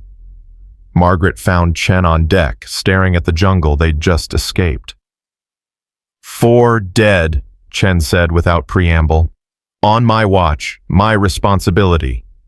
You tried to save them. Webb made the mistakes, but you tried to fix them. Not good enough. Not nearly good enough. Chen's voice was thick with emotion. And you went into that compound alone. That was the stupidest, bravest, most reckless thing I've ever seen. It was necessary. You could have been killed. But I wasn't. And because I wasn't, 5 of Webb's team got out. That's 5 families who aren't getting death notifications. At the cost of risking yourself. Why do you do this? Margaret was quiet for a long moment, watching the rain fall on dark water. Because someone has to. Because young officers like Webb make mistakes that get people killed, and if someone with experience doesn't intervene, the casualties multiply. But why you specifically? You could have retired, could be safe somewhere living a normal life. I could be, but then, who saves the next team? Who intervenes when the next Webb walks into the next trap? These young officers, they're talented, brave, capable. But they don't have wisdom yet. They don't know what they don't know. Someone has to be the safety net. Even if it costs you everything. Margaret thought about her empty house in Virginia, the life she didn't have because she was always deployed, the relationships she'd never formed because she couldn't explain what she did or why it mattered. Yes, she said simply, even if it costs everything. The debrief lasted 4 hours. A admiral Margaret had never met tore into Chen and Webb with the kind of cold fury that spoke of political consequences and congressional inquiries. 4 dead SEALs meant investigations, meant questions, meant careers ending. When it was Margaret's turn to speak, the admiral's tone changed slightly. Mrs. Dawson, your actions today saved lives. That's clear from multiple witness statements, but I need to understand who you are and what authority you're operating under. I'm a civilian consultant evaluating. I know what your paperwork says. I'm asking what you really are, because civilian consultants don't conduct solo assaults on enemy positions. They don't make shots that military snipers say are impossible. They don't have service records with 30 years of redactions. Margaret met his eyes. I'm someone who makes sure young operators survive their mistakes long enough to learn from them. That's not an answer. It's the only answer you're authorized to have, Admiral. His expression hardened. 4 men died today. 4 men died. 8 men lived. Without intervention, 12 would have died. Do the math, Admiral. 4 casualties is a tragedy. 12 would have been a massacre. The Admiral stared at her for a long moment, then dismissed her with a wave. Margaret walked out knowing that somewhere in the Pentagon someone was getting a phone call about her, about what had happened, about whether she should continue operating. She'd gotten the same phone calls before. They always ended the same way. She kept working because the alternative was more dead operators. Webb found her that evening, his face showing the accumulated weight of the day. They're sending me home, he said flatly, relieving me of duty pending investigation. My career is probably over. Probably? Margaret agreed. But you're alive to have a career end. 4 of your team aren't alive for anything. How do you live with that? The guilt. You don't live with it. You learn to carry it. There's a difference. What difference? Living with something means accepting it, making peace with it. Carrying something means it stays heavy, but you keep moving anyway because staying still means letting it crush you. Webb nodded slowly. Chen told me what you did. Going into that compound alone, drawing their fire, making yourself the target so we could escape. That's my job. Your job is to observe and advise, not to conduct solo assaults. Margaret smiled slightly. Sometimes observing and advising requires getting personally involved.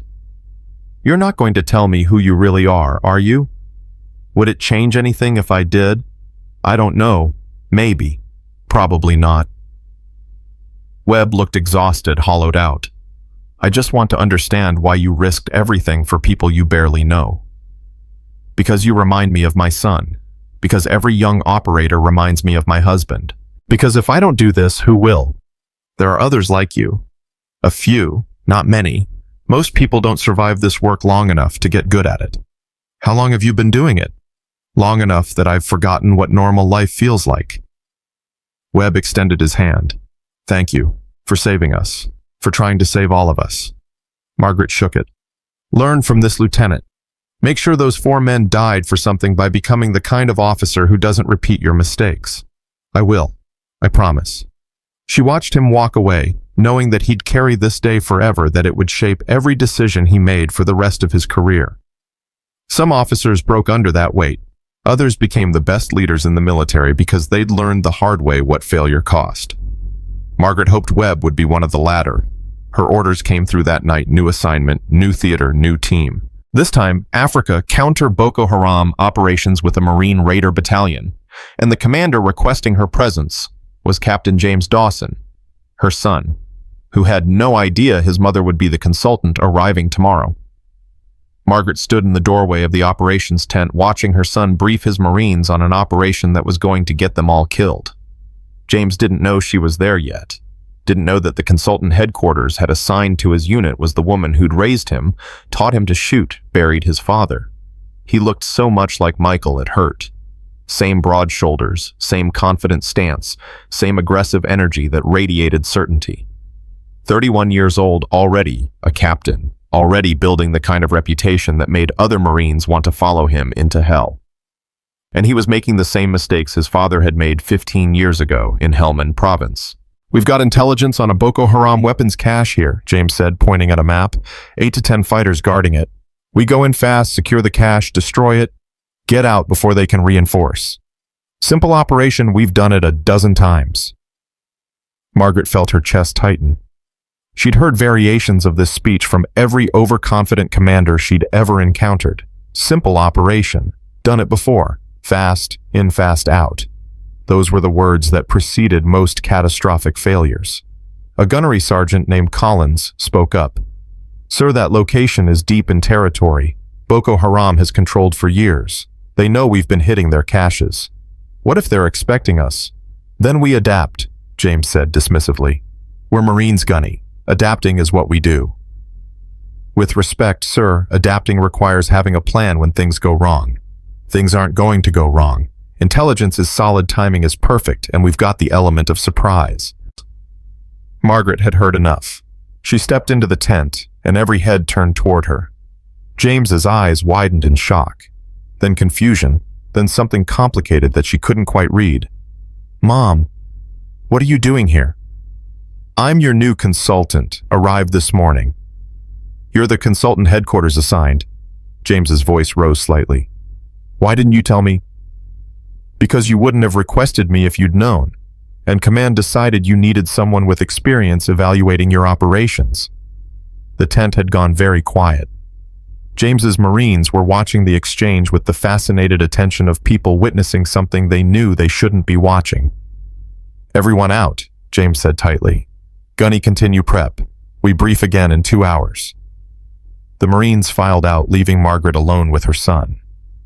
James waited until the last one was gone, then turned to her with an expression that mixed anger with hurt. You couldn't have called, sent a message, anything. Would you have listened if I had? That's not the point. That's exactly the point, James. You've been requesting my advice on operations for 6 months, and I've been giving it, and you've been ignoring it because you thought you knew better. James's jaw tightened. Those were just suggestions. Generic tactical advice. I didn't know it was you. Would it have mattered if you had? Of course it would have mattered. You're my mother. I'm also someone with 30 years of combat experience who's kept more teams alive than you've led. So the question is whether you're going to listen to me as a consultant or dismiss me as your mother. James ran his hand through his hair, a gesture Margaret recognized from when he was a boy struggling with difficult homework. This is insane. Command assigned my own mother to evaluate me. Command assigned someone who knows you well enough to see when you're making mistakes and who cares enough about you to make sure you survive them. I don't need a babysitter. You need someone to tell you that the operation you just briefed is going to get your Marines killed. Just like the operation your father briefed 15 years ago got him and 3 other Marines killed. The words hung in the air between them. James's face went pale, then flushed with anger. Don't bring Dad into this. Your father died because he was too confident, too aggressive, and too certain that experience didn't matter. He walked into an ambush because someone with more experience tried to warn him and he didn't listen. I will not watch you make the same mistake. I am not my father. No, you're worse, because you know what happened to him and you're still repeating his mistakes. James turned away, his hands clenched. You don't know what it's like. The pressure to get results, to prove yourself, to show that you're worthy of commanding Marines. You're right, I don't know what it's like for you, but I know what it's like to bury a husband who died because pride mattered more than wisdom. And I know what it would be like to bury a son for the same reason. I'm not doing that, James. Not while I can still prevent it. So what, you're going to follow me around for the rest of my career? Make sure I don't screw up. I'm going to be here for this operation. After that, it's up to you whether you've learned anything. James was quiet for a long moment. When he spoke again, his voice was softer. What's wrong with the operation? Everything. The intelligence is too specific. The target is too obvious. The timeline is too aggressive. You're walking into the same kind of trap your father walked into. Intelligence says, intelligence is often wrong. Terrain doesn't lie. Enemy behavior patterns don't lie. And both of those are telling me this is bait. You don't know that for certain. I know it with the certainty that comes from surviving 30 years in this business. The question is whether you're willing to bet your Marines' lives that I'm wrong. James sat down heavily on a folding chair. If we don't hit this cash, Command is going to question my effectiveness. I've already had 2 operations canceled due to weather. If I cancel this one, they're going to think I can't execute. Better to have Command question your effectiveness than to have me bury my son. That's not fair. War isn't fair, James. It's survival. And survival requires accepting that sometimes the hard choice is the right choice. Gunny Collins knocked on the tent frame.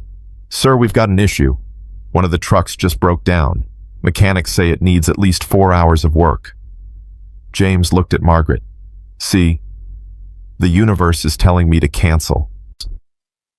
The universe is giving you an excuse to make the right decision for the right reasons. Don't waste it. James stood straightening his uniform. Gunny, cancel the operation. Tell the men we're scrubbing due to vehicle issues, but we'll reschedule once we've reconsidered the tactical approach. Collins's expression showed relief. Yes, sir. Good call, sir. After he left, James turned to Margaret. Happy now? I'll be happy when you stop making decisions based on what Command thinks and start making them based on what keeps your Marines alive. That's easy for you to say. You don't have a career to protect. I don't have a career, period. I gave up having a career so I could spend 30 years protecting people like you from their own mistakes. Nobody asked you to do that. Your father asked me, right before he died. He made me promise to make sure you didn't follow his path. Didn't let confidence override judgment. Didn't sacrifice yourself trying to prove something that doesn't need proving. James's anger drained away, replaced by something rawer. He said that his last letter, the one he wrote before that final operation, he knew he was making mistakes, knew his commander was pushing too hard, knew the odds were bad. But he went anyway because he thought that's what being a Marine meant. Why didn't you ever tell me? Because you needed to become your own man first. Needed to develop your own judgment, your own command style. If I told you earlier, you would have either tried too hard to be different from him or rebelled by trying to be exactly like him. Either way, you wouldn't have found your own path. James sat down again, his expression distant. I think about him every day, especially when I'm planning operations. I always wonder what he would do. And he would make the aggressive choice, the confident choice, the choice that got him killed. And he would want you to make better choices than he did. How do you know? Because that's what his letter said. He wrote that if he didn't come back, I should make sure you learned the lessons he hadn't lived long enough to learn himself. Margaret pulled out her phone, found the scanned letter she'd kept for 15 years, and handed it to James. She watched his face as he read his father's words, saw the tears forming, saw the weight of understanding settling on him. He knew, James said finally. He knew the operation was wrong, and he went anyway. He knew his commander was making mistakes, but he was a lieutenant and the commander was a captain, and speaking up would have been insubordination, so he stayed quiet and he died. And now I'm the captain making mistakes. Yes, but you have something your father didn't have, someone willing to risk your anger to tell you when you're wrong. Use that advantage. Don't waste it because pride gets in the way. James handed back the phone. The cash operation. You really think it's a trap? I know it's a trap. Everything about it screams ambush. And if you run it as planned, you're going to lose Marines. So, what do? We can't just ignore the intelligence. We use it differently. Instead of raiding the cache, we set up surveillance. Watch who comes and goes. Map their patterns. Build a complete picture instead of rushing in based on incomplete information. That could take weeks. Yes. And in those weeks, you'll gather intelligence that saves lives on future operations. That's better than getting results today at the cost of body bags tomorrow. James nodded slowly. I need to talk to my senior NCOs, get their input on a surveillance approach. That's good leadership. Your father would be proud. Would he? I feel like I'm being cautious, like I'm not being aggressive enough. Aggression without wisdom is just violence. Your father learned that too late. You're learning it in time to matter. Over the next 3 days, James's unit set up surveillance on the suspected weapons cache. Margaret worked with them, teaching techniques she'd learned over decades, showing them how to read terrain and enemy patterns. And on the 3rd day, they watched as 50 Boko Haram fighters moved into positions around the cache, setting up exactly the kind of ambush Margaret had predicted. Jesus Christ, Collins whispered, watching through binoculars. If we'd gone in like planned, we'd all be dead. James looked at Margaret. You knew. You knew exactly what they were doing. I've seen this pattern 100 times. The enemy has been fighting in this terrain for generations. They know Americans are aggressive, predictable. They set traps accordingly. How many other teams have you saved like this? I stopped counting years ago. James called in an airstrike on the ambush position, and they watched from safety as precision munitions eliminated the threat. 50 enemy fighters who'd been waiting to kill Marines were neutralized without a single American casualty. That evening, James found Margaret in her tent, cleaning her rifle with the methodical care of someone for whom it was meditation. I owe you an apology, he said without preamble, for how I reacted when you arrived, for not listening to your advice before, for thinking I knew better than someone with 30 years of experience. Apology accepted. But more importantly, you learned. That's what matters. I could have gotten my Marines killed. If you hadn't been here, if you hadn't pushed back on my plan, we'd have walked into that ambush and died there. But you didn't. And now you know what to look for. That knowledge will save lives in future operations. James sat down on her bunk. How do you do it? Carry all this weight, all these teams you've saved, all the ones you couldn't save, all the years of watching young officers make mistakes. The same way you'll do it if you stay in long enough, one day at a time, one decision at a time, accepting that you can't save everyone, but trying to save who you can. Is that why you've been doing this? Why you never remarried, never settled down, just kept deploying over and over. Margaret was quiet for a moment, remembering all the choices she'd made, all the sacrifices that had seemed necessary at the time. After your father died, I had two choices. I could retire, go home, try to build a normal life, or I could use what I'd learned to make sure other families didn't get the same knock on their door that I got. So you chose us, chose saving strangers over having your own life. I chose meaning over comfort. That's different. But you gave up everything. I gave up a lot. But I gained something too, the knowledge that I've made a difference. That somewhere there are families whose sons and daughters came home because I was there when it mattered. James was quiet, processing. I want to be like you, not like Dad like you. Someone who makes decisions based on wisdom, not pride. You're already becoming that person. Today proved it. You listened when it mattered, changed course when you needed to put your Marines ahead of your ego. That's the hardest lesson for young officers to learn. Will you stay? Keep working with my unit? Margaret had been expecting this question. I can stay for another few weeks. After that, I have another assignment, another team that needs help. There's always another team, isn't there? Always. That's the nature of this work. But what about your life? What about you? Margaret thought about the empty house in Virginia, the friends she'd lost touch with, the normal life she'd traded for this endless cycle of deployment and intervention. This is my life, James. It's not the life I expected, but it's the one that matters. Mom, you're 55 years old. At some point you have to stop. I'll stop when there's nobody left who needs saving, or when I can't do the job anymore, whichever comes first. That's not sustainable. Neither is war, but we keep fighting it anyway.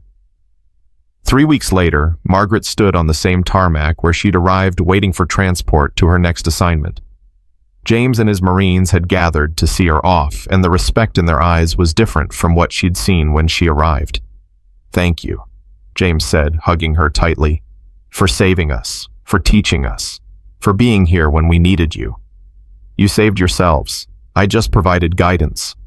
"You provided a lot more than guidance, ma'am," Colin said. The grizzled gunny sergeant extended his hand. "You reminded us all that experience matters, that wisdom beats aggression, and that the most dangerous person on the battlefield might be the one we least expect." Margaret shook his hand. "Take care of your Captain Gunny. He's learning, but he's still young enough to make stupid mistakes." "I'm standing right here," James said, smiling. "I know, that's why I'm saying it." The transport arrived, a C-130 that would take her to Germany, then to another theater, another team, another set of young officers who needed the lessons she'd spent 30 years learning. Before boarding, Margaret turned back to James one last time. "Your father would be proud of the officer you're becoming, and so am I. I love you, Mom. I love you too. Stay safe. Stay smart. And remember, confidence is good, but wisdom keeps you alive." She boarded the plane, found a seat among the cargo and equipment, and watched through a small window as James and his Marines became small figures, then disappeared entirely. Somewhere ahead, another team was preparing for another operation, and another young commander was making decisions based on incomplete experience and excessive confidence. Margaret would arrive, observe, advise, and if necessary, intervene to make sure they survived their mistakes. It wasn't the life she'd planned. It wasn't comfortable or recognized or rewarded with medals and promotions. But it was meaningful in ways that comfort and recognition could never be. Her phone buzzed with mission details. Army Rangers this time operating in the Horn of Africa against Al-Shabaab. High-risk operations, aggressive timeline, young leadership, standard parameters. She opened the file and began reading, her mind already shifting to the next mission, the next team, the next group of young warriors who didn't yet know they needed protecting. Because that's what she did. That's what she'd always done. That's what she would keep doing until she couldn't anymore. She was the wolf they never saw coming. The guardian they didn't know they had. The safety net between youthful confidence and fatal consequence. And in a world that constantly sent young warriors into danger, someone had to be that safety net. Someone had to be the experienced hand that guided the veteran eye that saw threats before they materialized, the steady presence that turned potential disasters into survivable lessons. The plane lifted off and Margaret closed her eyes, allowing herself a moment of rest before the next mission began. She thought about Michael, about James, about all the operators she'd saved over 3 decades.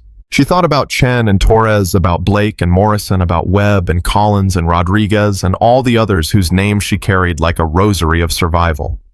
They would go on to lead other teams, train other operators, pass down the lessons she'd taught them. And some of them would become the next generation of experienced leaders who understood that wisdom mattered more than aggression. That caution beat confidence, that surviving long enough to learn was the real victory.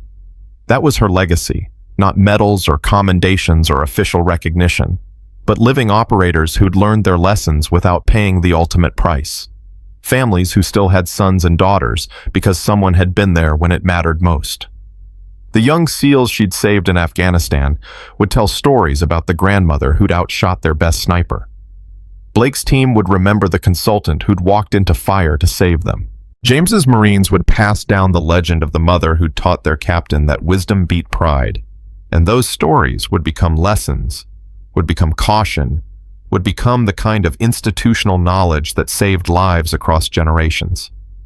That was worth more than any medal, worth more than recognition, worth more than the comfortable life she'd given up to pursue it. Margaret Dawson was 55 years old. She'd been fighting for longer than most operators had been alive. She'd made impossible shots, survived unsurvivable situations, and saved more lives than she could count. And she wasn't done yet. Because somewhere ahead, another young commander was about to make a fatal mistake. Another team was walking into a trap. Another group of warriors was about to learn the hard way that confidence without wisdom was just arrogance in uniform. And when that moment came, she'd be there, watching from the shadows, weapon-ready experience honed to a lethal edge. The most dangerous person on any battlefield. The one nobody expected. Nobody feared, nobody saw coming until the moment she decided it was time to remind everyone what real professionals looked like when everything was on the line. The wolf didn't announce itself to the sheep. It simply did what wolves do, quietly, efficiently, lethally, while everyone else was looking somewhere else. And Margaret Dawson had been a wolf for so long that she'd forgotten how to be anything else. That was her choice, her sacrifice, her meaning. And she'd keep making that choice over and over for as long as young warriors needed someone to save them from their own mistakes. Because in the end, that's what love looked like when you'd spent 30 years watching confidence kill people you cared about. It looked like intervention, like hard truths, like refusing to let pride and arrogance and youthful certainty write checks that body bags had to cash. The plane carried her toward the next mission, and Margaret opened her eyes, checked her rifle, reviewed the operational briefing. Another day, another team, another chance to make sure someone's son or daughter came home alive. And that was enough. That was everything.